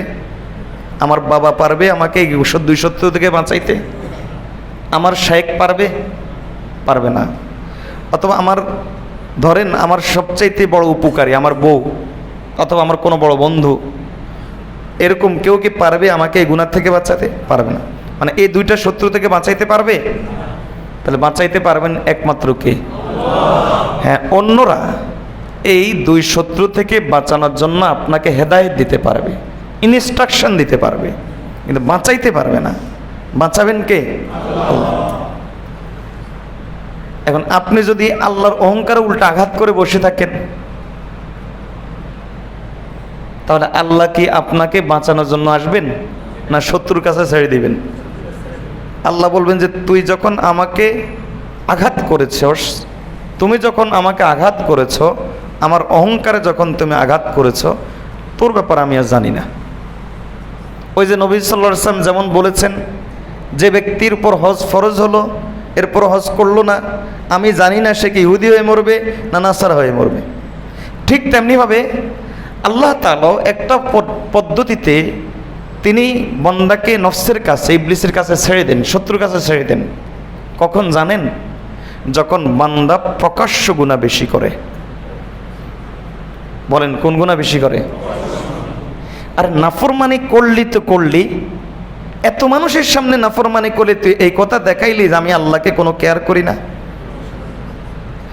ফেরেশতাদের সামনে তুই এই নাফরমানি করে দেখাইলি। সব ফেরেশতা তো আর দেখে না, কিন্তু জমিনের ফেরেশতারা তারা তো দেখে। তবে এই ফেরেশতাদের সামনে, আমার মাখলুকের সামনে নাফরমানি করে তুই এই কথা বুঝাইলি যায় আমি তোমাদের রব আল্লাহকে কোনো কেয়ার করলাম না, কোনো গুরুত্ব দিলাম না। এই কারণে যে লোকটা প্রকাশ্যে গুনাহ করে, আল্লাহ তাআলা তাকে মাফ করেন না। আমার কাজ হলো প্রকাশ্য গুনাহ করব না। এর অর্থ কি গোপন গুনাহ করব? গোপন গুনাহ হয়ে যাবে, হয়ে যেতে পারে, আমি সতর্ক থাকবো যেন না হয়, এরপরও হয়ে যেতে পারে। এবার গোপন গুনাহটা যদি হয়ে যায়, আমি যদি পরের দিন সেই গুনাহটা প্রকাশ করি, ইস কালকে রাত্রে একটা মুভি দেখছিলাম যে দোস্ত ফাটাফাটি, এমন ক্লাইম্যাক্স ছিল, কি যে বলবো তোরে, যদি এরকমটা করি, তাহলে এই গোপন গুনাহটা আমি, বেডরুমের গুনাহটা আমি বের করে রাস্তায় নিয়ে আসলাম। ওখানে সাক্ষী ছিল আমি আর কেউ না, আমার অঙ্গ প্রত্যঙ্গ আর কেউ না, ফেরেশতা আর কেউ না, গোপনে গোপনে ছিল। আল্লাহর বান্দা, এই যে গুনাহটা হয়ে গেছে, ওই বৈঠকেই যদি আপনি লজ্জিত হয়ে আল্লাহ কি করে ফেললাম এতক্ষণ, ও আল্লাহ কি গুনাহটা করে ফেললাম। অথবা এর পরের দিন মনে উঠেছে, এর পরের দিন যদি গোপনে গোপনে লজ্জিত হয়ে কাউকে না জানিয়ে এক ফোঁটা চোখের পানি দিতেন, আমি আপনাকে নিশ্চয়তা দিচ্ছি, আল্লাহর কসম করে বলছি, ওই গুনাহ আপনার মাফ হয়ে যেত। কিন্তু ওই গুনাহটা যখন আপনি বেডরুম থেকে যখন আউটডোরে নিয়ে আসলেন, ইনডোর থেকে যখন আউটডোরে যখন এটাকে নিয়ে আসলেন, যখন অন্যের কাছে এটা বলা শুরু করে দিলেন, আমি এই গুনাহ করছি, আমি তো এটা করছি, অমুকরে একটা দিছি ভালো করে, এমন বকা দিছি তার কলিজা ফেড়ে ফেলছি।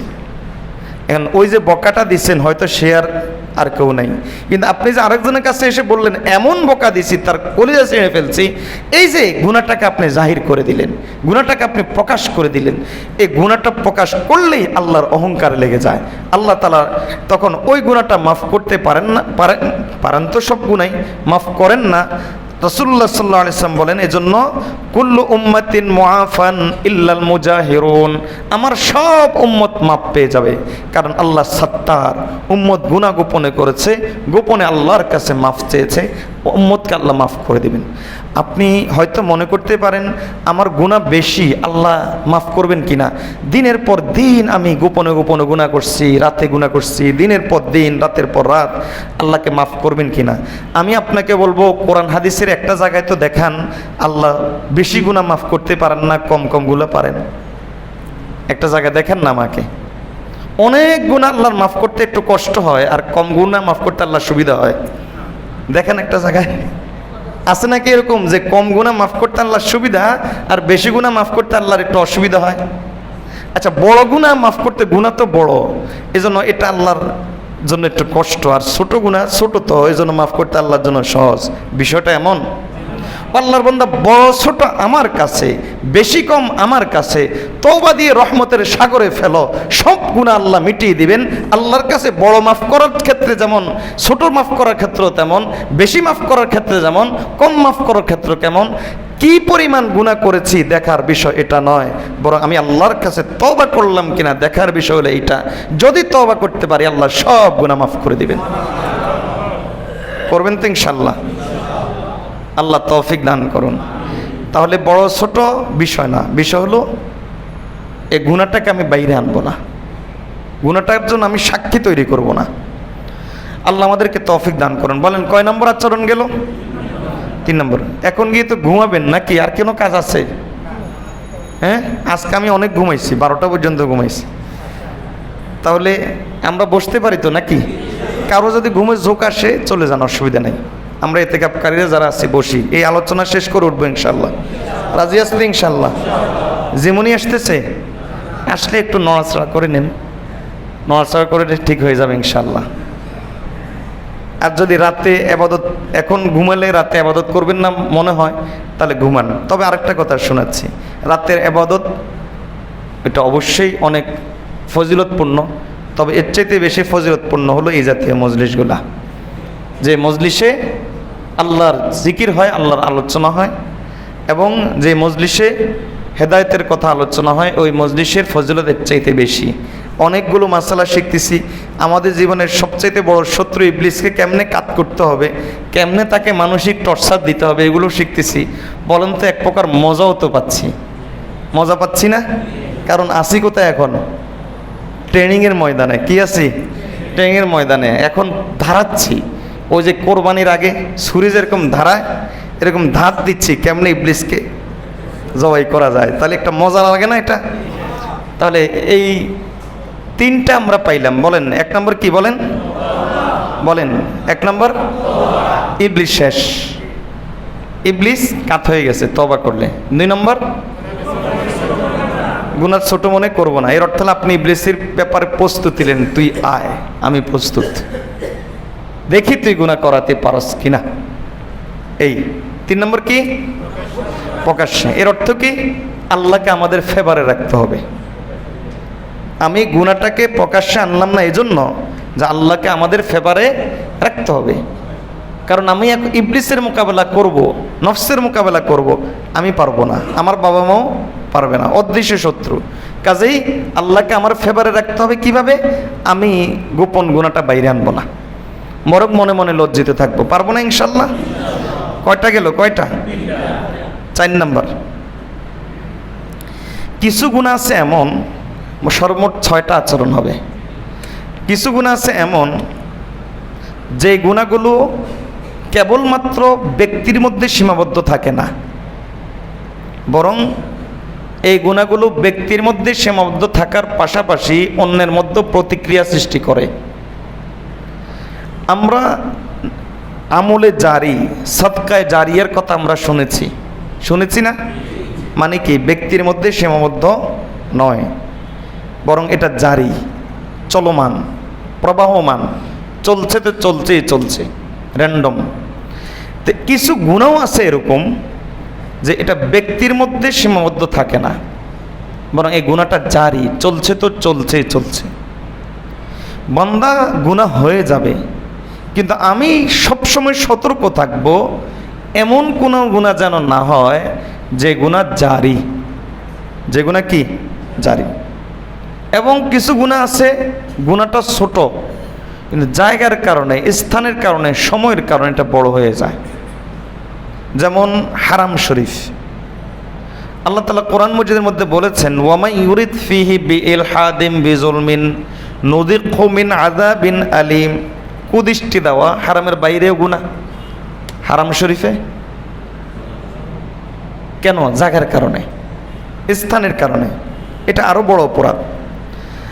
আপনার কিছু সময় আছে যে সময়গুলোতে গুনাহটাকে বড় করে দেখা হয়। একজন লোক লাইলাতুল কদরে মাহরুম হলে নবী সাল্লাল্লাহু আলাইহি ওয়াসাল্লাম বলেন সে সব কল্যাণ থেকে মাহরুম হয়ে গেছে। কি জন্য? কারণ সে এত বড় সময়টাকে মূল্য দিতে পারে নাই। রমজানে যে গুনাহ মাফ করাইতে পারলো না, জিবরাইল আমিন বলেন বাউদা, সে আল্লাহর রহমত থেকে দূরে সরে গেল। কেন?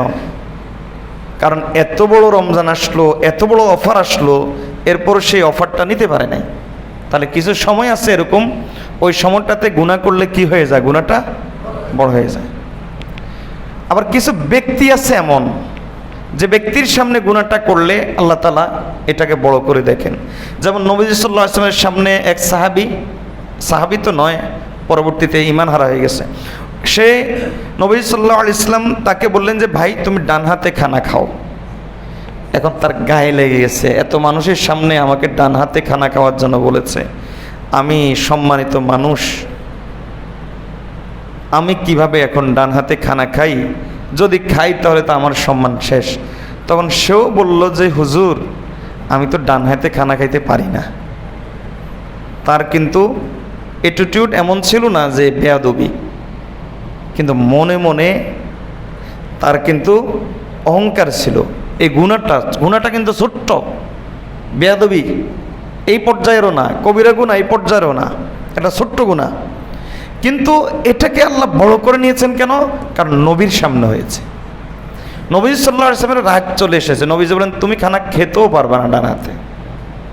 তাহলে অনেক সময় ছোট্ট বিষয় গায়ে লেগে যায়, মনে লেগে যায়, ছোট্ট বিষয় অনেক সময় মনে লেগে যায়। পরবর্তীতে দেখা গেছে ওই লোকটা অবশ হয়ে গেছে, প্যারালাইজড হয়ে গেছে, আর সে খানা খেতে পারে নাই। এজন্য কিছু ব্যক্তি আছে এমন যে ব্যক্তির সামনে গুনাহ করলে আল্লাহ তাআলা পছন্দ করেন না, বেশি আল্লাহ ঘৃণা করেন। আবার কিছু ব্যক্তি আছে এমন যে, একটা হলো কিছু ব্যক্তির সামনে, আর একটা হলো কিছু ব্যক্তি আছে এমন যে নিজে গুনাহটা ছোট্ট, কিন্তু ব্যক্তিটা এমন যে সে যদি এই গুনাহটা করে তাহলে আল্লাহ তাআলা এটাকে বড় করে দেখেন। যেমন ধরেন একজন ইমাম সাহেব, ইস্তেঞ্জার পরে পানি নেওয়া এবং টিস্যু নেওয়া বা ঢিলে নেওয়া, দুটা নেওয়া সুন্নত। একটা নিলে অসুবিধা নাই, একটা নিলে আদায় হয়ে যায়। এখন ইমাম সাহেব করলো কি, ইস্তেঞ্জা করার পরে পানি খরচ করে বের হয়ে গেছে। বাসা বাড়ি হলে কোনো সমস্যা নাই, এক বিন্দু গুনাহ হয় নাই, কারোর সামনে না হলে কোনো সমস্যা নাই। এই কাজটা করছে মুসল্লিদের সামনে, এই কাজটা করছে কার সামনে? মুসল্লিরা মনে করবে কি জানেন, ওই যে কাকের মতো, মনে আছেন একদিন ঘটনা বলছি, ওই এরকম হবে। এই মুসল্লি এটা দেখে গিয়ে বলবে কি, আরে নাউজুবিল্লাহ আস্তাগফিরুল্লাহ, ইমাম সাহেবকে দেখছি পানি খরচ করে না, পেশাব করে পানি খরচ করা ছাড়া চলে আসছে। ডিলাগুলো কিচ্ছু ব্যবহার করে না, আমরা কোন ইমামের পিছনে নামাজ পড়ি বলেন, বলবে কি না? তাহলে আমি এটা বলবো না দোষ ওই লোকের, এটা আমি বলবো না, ওই লোকের দোষ অবশ্যই, কিন্তু আমি এই কথা অবশ্যই বলবো এই লোকের চাইতে দোষ বেশি ইমাম সাহেবের। কেন?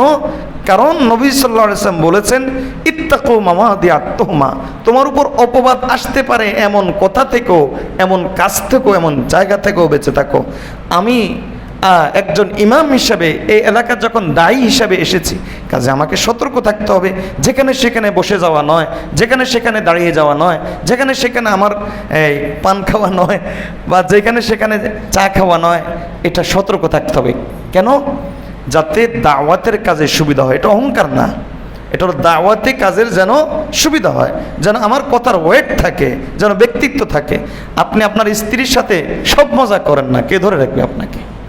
আপনি আপনার বন্ধু বান্ধবের সাথে মজা করেন না, পরিবেশ পারলে কে আপনাকে ধরে রাখবে? আপনি যেখানে মজা করার পরিবেশ পান সেখানে মজা করেন না, কে আপনাকে ধরে রাখবে? কিন্তু সব জায়গায় যদি সব কাজ করি, বলেন তো তাহলে নষ্ট হবে না? ব্যক্তিত্ব নষ্ট হবে না? এই জন্য কিছু জায়গাও আছে এরকম যে ওই জায়গাটাতে এটা হয়তো গুনাহ না, কিন্তু জায়গার কারণে গুনাহ হয়ে যাচ্ছে। আবার কিছু ব্যক্তি আছে এরকম যে ওই জিনিসটা হয়তো গুনাহ না, কিন্তু ব্যক্তির কারণে এটা আল্লাহর কাছে বড় হয়ে যাচ্ছে। এইগুলা সতর্ক থেকে থেকে এগুলা খেয়াল করে চলা। তাহলে কয়টা বলেছে এখানে একসাথে? একের ভিতরে অনেকগুলা বলেছে। মূলত হলো খেয়াল রাখা যে আমার গুনাহটা যেন জারি না থাকে, এবং একথা খেয়াল রাখা যে আমার গুনাহটা যেন বড় না হয়ে যায়। ব্যক্তির কারণে, স্থানের কারণে, পরিবেশের কারণে গুনাহটা যেন কি না হয়ে যায়, বড় না হয়ে যায়। তাহলে কয়টা জিনিস? দুইটা। একটা হলো জারি না থাকে, আর একটা হলো কি যেন বড়। মনে থাকবে ইনশাল্লাহ।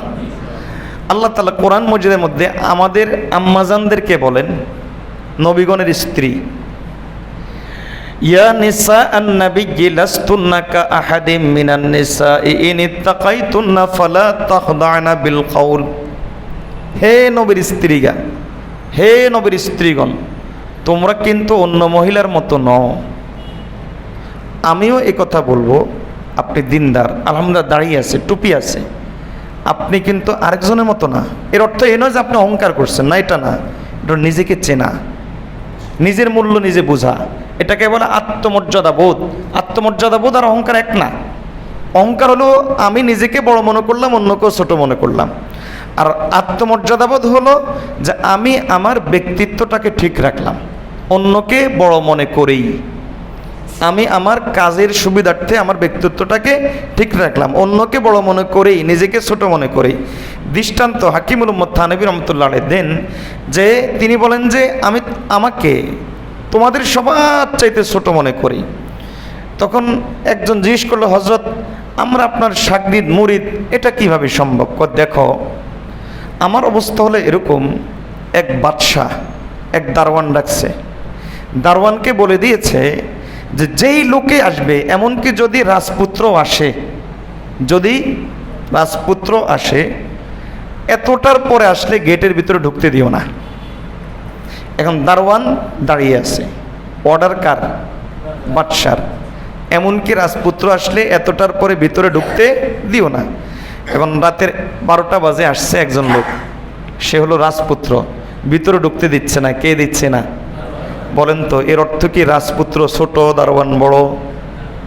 হাকিমুল উম্মত থানভী রহমতুল্লাহ আলাইহি বলেন, আল্লাহ তাআলা দ্বীনের জিম্মাদারি দিয়েছেন। একজন মানুষ জিম্মাদার হওয়ার অর্থে হলো আল্লাহ দিয়েছেন। আল্লাহ তাআলা দ্বীনের জিম্মাদারি দিয়েছেন, তোমাদেরকে ইসলাহ করার জিম্মাদারি দিয়েছেন। এই জন্য আমি ইসলাহ করছি, কিন্তু আমি তো দারওয়ান, তোমরা তো রাজপুত্র। আল্লাহু আকবার। আমি তো দারওয়ান, তোমরা তো রাজপুত্র। তো এরকমই মানসিকতা আমাদেরকে রাখতে হবে। একদিকে অহংকার করা যাবে না, আরেকদিকে বিনয়ের অর্থ এই নয় যে নিজের ব্যক্তিত্বকে মিটিয়ে দেওয়া, এটাও না। আরেকদিকে নিজের ব্যক্তিত্বটাও ধরে রাখতে হবে। এটা যদি আমি সমন্বয় করতে পারি, তাহলে ইবলিস আমাকে দিয়ে আর গুনাহ করাইতে পারবে না। ঠিক আছে না ইনশাল্লাহ? আল্লাহ আমাদেরকে তৌফিক দান করুন। কয়টা গেল বলেন? কয়টা? কাজে আমরা যারা দ্বীনের কাজ করি, আমরা কি অন্যদের মতো?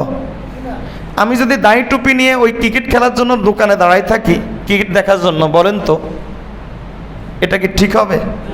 দাওয়াতে তাবলিগ করার পরেও যদি আমার বাসায় টেলিভিশন থাকে, বলেন তো এটা কি ঠিক হচ্ছে? চিল্লা দিলাম, এরপর আমার মেয়ে পর্দা করে না, বলেন তো এটা কি ঠিক হচ্ছে? আমাকে তো এই কথা বলতে হবে, আমি অন্যদের মতো নই। যেমন আল্লাহ নারীদের নবীর স্ত্রীদেরকে বলেছেন লাস্তুন্না কা আদিম, আমি দাড়ি রাখলাম, টুপি পরলাম, পাগড়ি পরলাম, এরপরও যদি আমি মিউজিক করি, বলেন এটা কি ঠিক হচ্ছে? আমি আলেম মানুষ, এরপরও যদি আমি এজন্য এটা খেয়াল রাখতে হবে। এটা যত খেয়াল রাখবো তত গুনাহ থেকে বাঁচতে পারবো, ইবলিস তত নিরাশ হবে। পারবো তো ইনশাআল্লাহ? কটা গেল বলেন নাই? 6 নম্বর, 5 নম্বর না 6 নম্বর? তা আমি 6 নম্বর বলার পর আপনারা চুপ করে আছেন দেখি। 5 নম্বর না 6 নম্বর?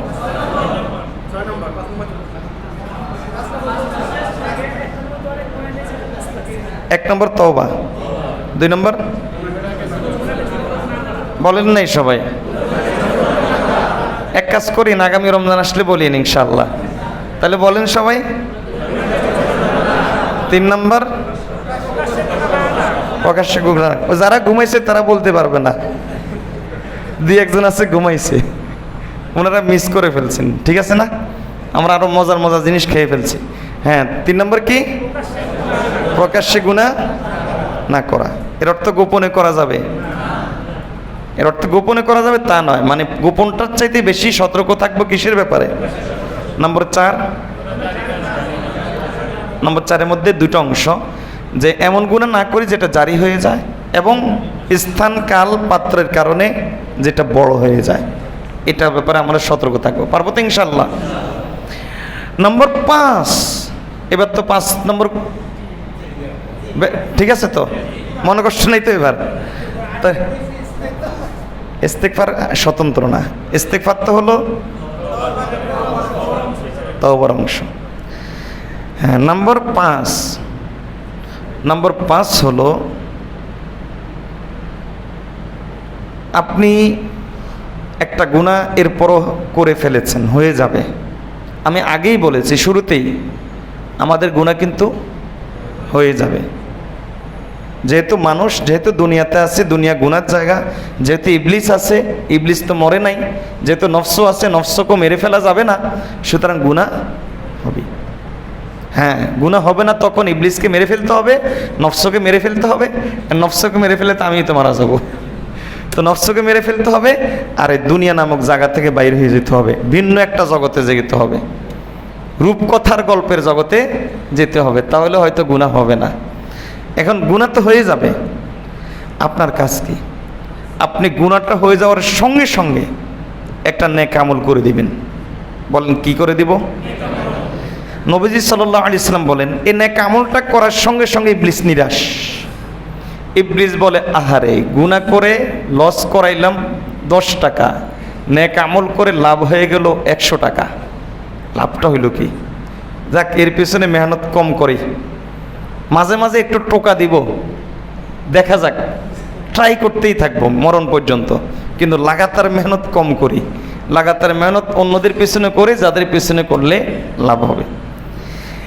নেক আমল করলে কি হয় দেখেন, নবী সাল্লাল্লাহু আলাইহি সাল্লাম বলেন, শিবলি ভাই চলে যান কা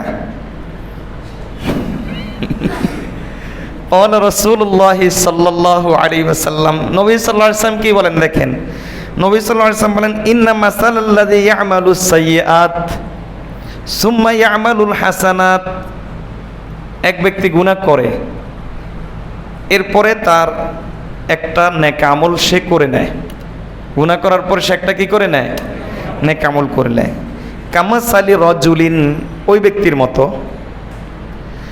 কানাত আলাইহি দিরউন দাইয়িকাতুন, সে কেমন যেন একটা এমন লৌহবর্ম পড়ছে যে তার গলা টলা এগুলা সবগুলো চিপে ধরে রাখছে, এভাবে টাইট একটা লৌহবর্ম পড়ছে, এখন তার জান যাবে যাবে অবস্থা, এসি নাই, একবারে গরম রোদের ভিতরে দাঁড়িয়ে আছে, এই লৌহবর্ম তার চামড়া ছিঁড়ে ফেলবে, গলার ভিতরে এমনভাবে সে পড়ছে, মনে হয় যেন এই লোকটা মারা যাবে। এই লোকটা করলো কি, এই লোকটাকে দেখেন আংটা দিয়ে তার লৌহবর্মটাকে এভাবে টাইট করে পড়ে আছে। এই লোকটা গুনাহ করার পরে একটা নেক আমল করার অর্থ হলো ফানফাকাত হালাকাতান, একটা নেক আমল করেছে, এর অর্থ হলো এই লোহবর্ম থেকে একটা আংটা খুলে গেছে। আরেকটা নেক আমল করেছে, এর অর্থ হলো আরেকটা নেক আমল করে গেছে। আরেকটা নেক আমল করেছে, এর অর্থ হলো আরেকটা আংটা খুলে গেছে। এখন লোহবর্মের মধ্যে আংটাকে 100-200টা থাকে নাকি বলেন? না, না 2-4-5,000 থাকে। আমাদের জামার মধ্যে বুতাম কয়টা থাকে? একটা। আমাদের তো একটা, আর আপনাদের একটু বেশি। তো না 2-3টা থাকে। লোহবর্মের মধ্যে নয় আংটা 2-3টা থাকে।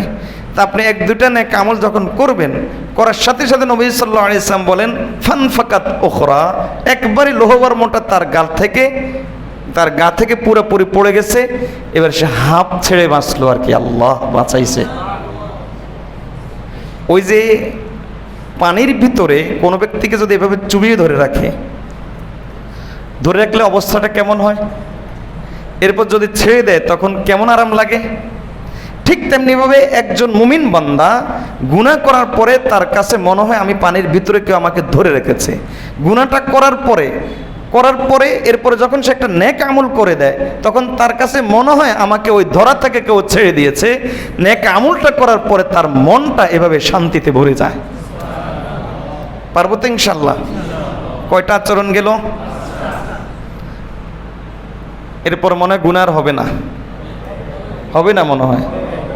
এজন্য সর্বশেষ আপনার আচরণ যেটা হবে, ইবলিস নফসকে বলবেন তোরা যত পারস গুনাহ করা। এর অর্থ আপনি গুনাহ করবেন না, এটা হলো তাদের সামনে বীরত্ব দেখানো। আপনি তাদের সামনে বীরত্ব দেখাইলেন যে তোরা যত পারস গুনাহ করা। কারণ আমার আল্লাহর একটা গুণ আমি জানি। কারণ তোমাদের গুনাহ, তোমরা যতই গুনাহ করো না কেন, তোমাদের গুনার সংখ্যা যত বেশি হোক না কেন, আমার আল্লাহ এর চাইতে বেশি মাফ করতে পারেন। সুতরাং আমি আল্লাহর রহমত থেকে নিরাশ নই। আপনি ব্যভিচারী, তাহলে শুনেন, নবীজি সাল্লাল্লাহু আলাইহি ওয়াসাল্লামের কাছে গামিদিয়া মহিলা এসে বলেন ইয়া রাসূলুল্লাহ সাল্লাল্লাহু আলাইহি ওয়াসাল্লাম পাক করে দেন। নবী সাল্লাল্লাহু আলাইহি ওয়াসাল্লাম, লম্বা ঘটনা, পরবর্তীতে একটা পর্যায়ে তাকে পাক করে দিলেন। কিভাবে? তার উপর হদ জারি করলেন। যখন হদ জারি করতে গেল, দণ্ডবিধি যখন প্রস্তর নিক্ষেপ এটা যখন তার উপর প্রয়োগ করা হলো, তখন মাথা দিয়ে ফিনকি দিয়ে রক্ত বের হয়েছে। একজন সাহাবীর গায়ে এসে পড়েছে, তখন তিনি বকা দিলেন। নবী সাল্লাল্লাহু আলাইহি ওয়াসাল্লাম তখন তাকে রাগ করে বললেন, শোনো, এই মহিলা যেই তওবা করেছে, এই তওবা যদি পুরো মদিনাতে বন্টন করে দেওয়া হয়, সবাই মাপ পেয়ে যাবে। বলেন, আপনি কি চুরি করেন? যদি এমনটি হয়, তওবা করেন, আল্লাহর রহমত থেকে নিরাশ হবেন না। দেখেন, সাহাবী এসে বলেন ইয়া রাসূলুল্লাহ সাল্লাল্লাহু আলাইহি ওয়াসাল্লাম, চুরি করি, মিথ্যা কথা বলি, অনেক নামাজও পড়ি না, এখন আমি কি করব? নবী সাল্লাল্লাহু আলাইহি ওয়াসাল্লাম বলেন যে তুমি নামাজ পড়ো, সব ঠিক হয়ে যাবে। নামাজ পড়ো, সব ঠিক হয়ে যাবে। বলেন ইয়া রাসূলুল্লাহ সাল্লাল্লাহু আলাইহি ওয়াসাল্লাম, ও না, ওই সাহাবী বললেন যে তিনটার নির্দেশ একসাথে দিয়েন না, আমি পারবো না, শুধু একটার কথা কোন, তাহলে আমি সহজে পারবো। নবী সাল্লাল্লাহু আলাইহি ওয়াসাল্লাম বলেন নামাজ পড়ো, ঠিক হয়ে যাবে। ওই ব্যক্তি নামাজ পড়া শুরু করে দিল, চুরি আস্তে আস্তে কমতে থাকলো।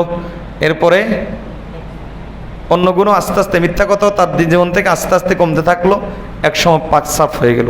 বলেন তো, তওবা শুরু করে দিলে পাক হয় না এমন কেউ আছে? আচ্ছা, এগুলো বাদ দেন। এখন আরেকটা ঘটনা মনে পড়লো, যেই আয়াতটা আমরা সচরাচর শুনি, কোনটা? আল্লাযীনা আসরাফু আলা আনফুসিহিম লা তাকনাতু মির রাহমাতিল্লাহ ইন্নাল্লাহা ইয়াগফিরুয যুনুবা জামিআ। যারা নিজের উপর বেশি বাড়াবাড়ি করেছো, আল্লাহর রহমত থেকে নিরাশ হইও না, আল্লাহ সব গুনাহ মাফ করতে পারেন। এই আয়াতটা শান নজুল জানেন কেন নাজিল হয়? কিছু লোক এসে নবীজি সাল্লাল্লাহু আলাইহি ওয়াসাল্লামের কাছে বললেন যে ইয়া রাসূলুল্লাহ সাল্লাল্লাহু আলাইহি ওয়াসাল্লাম, আমরা অনেক বড় অপরাধী, সারা দিন চুরি করতাম, রাতের বেলায় দস্তুর মতো বেশ্যাখানা বানাইতাম, বেবিচারের আড্ডা বসাইতাম। বুঝেন নাই? বলেন তো, কম গুনাহ? রাতের বেলায় দস্তুর মতো বেবিচারের আড্ডা বসতো, আর দিনের বেলায় চুরি করতাম, চুরি আর চুরি, হয় চুরি না হয় বেবিচার, হয় চুরি না হয় বেবিচার। আর জুয়া, আমাদের মধ্যে প্রচণ্ড জুয়া ছিল। তাহলে বোঝা গেল জুয়া, চুরি, বেবিচার, মদ, নেশা এগুলো সব একসাথেই চলে, এগুলো একটা একটা খালাতো ভাই। তো আমরা এগুলো করতাম। এখন আমাদেরকে মাফের ব্যবস্থা আছে, তওবা করতে চাই। তখন মুফাসসির ইকরাম বলেন, কেউ বলেন যে সূরা ফুরকানের সম্ভবত 61 আয়াত থেকে পরেরগুলো নাজিল হয়েছে, আর কেউ বলেন যে এই আয়াতটা নাজিল হয়েছে। এই ঘটনার পরে ঘটনা ঘটেছে এটা ঠিক, কিন্তু কেউ বলেন এই আয়াত নাজিল হয়েছে, কেউ বলেন ওই আয়াতগুলো নাজিল হয়েছে। কোন আয়াত? আল্লাহ বলেন যে তোমরা যত গুনাহ করো না কেন, লা তাকনাতু মির রাহমাতিল্লাহ, আল্লাহর রহমত থেকে নিরাশ হইও না। তো বলেন তো আল্লাহর রহমত থেকে নিরাশ হওয়া যাবে? বরং আল্লাহ আমাদের সঙ্গে ওয়াদা করেছেন, আল্লাহ আমাদের গুনাহগুলোকে কি করে দিবেন বলেন? মাফ করে দিবেন। তাহলে আমাদের ৬ষ্ঠ নম্বর আচরণ, তওবা করতে পারি তখন আল্লাহর রহমত থেকে নিরাশ হব না। আর যদি তওবা করতে না পারি, এটা হলো যদি তওবা করতে পারি, পিছনের 5 আচরণ যদি দেখাইতে পারি, তাহলে আমি আল্লাহর রহমত থেকে নিরাশ হব না। আর যদি পিছনের 5 আচরণ দেখাতে না পারি, তাহলে আমি আল্লাহর আযাব থেকে, আল্লাহর আযাবের ভয় থেকেও কখনো পালাবো না।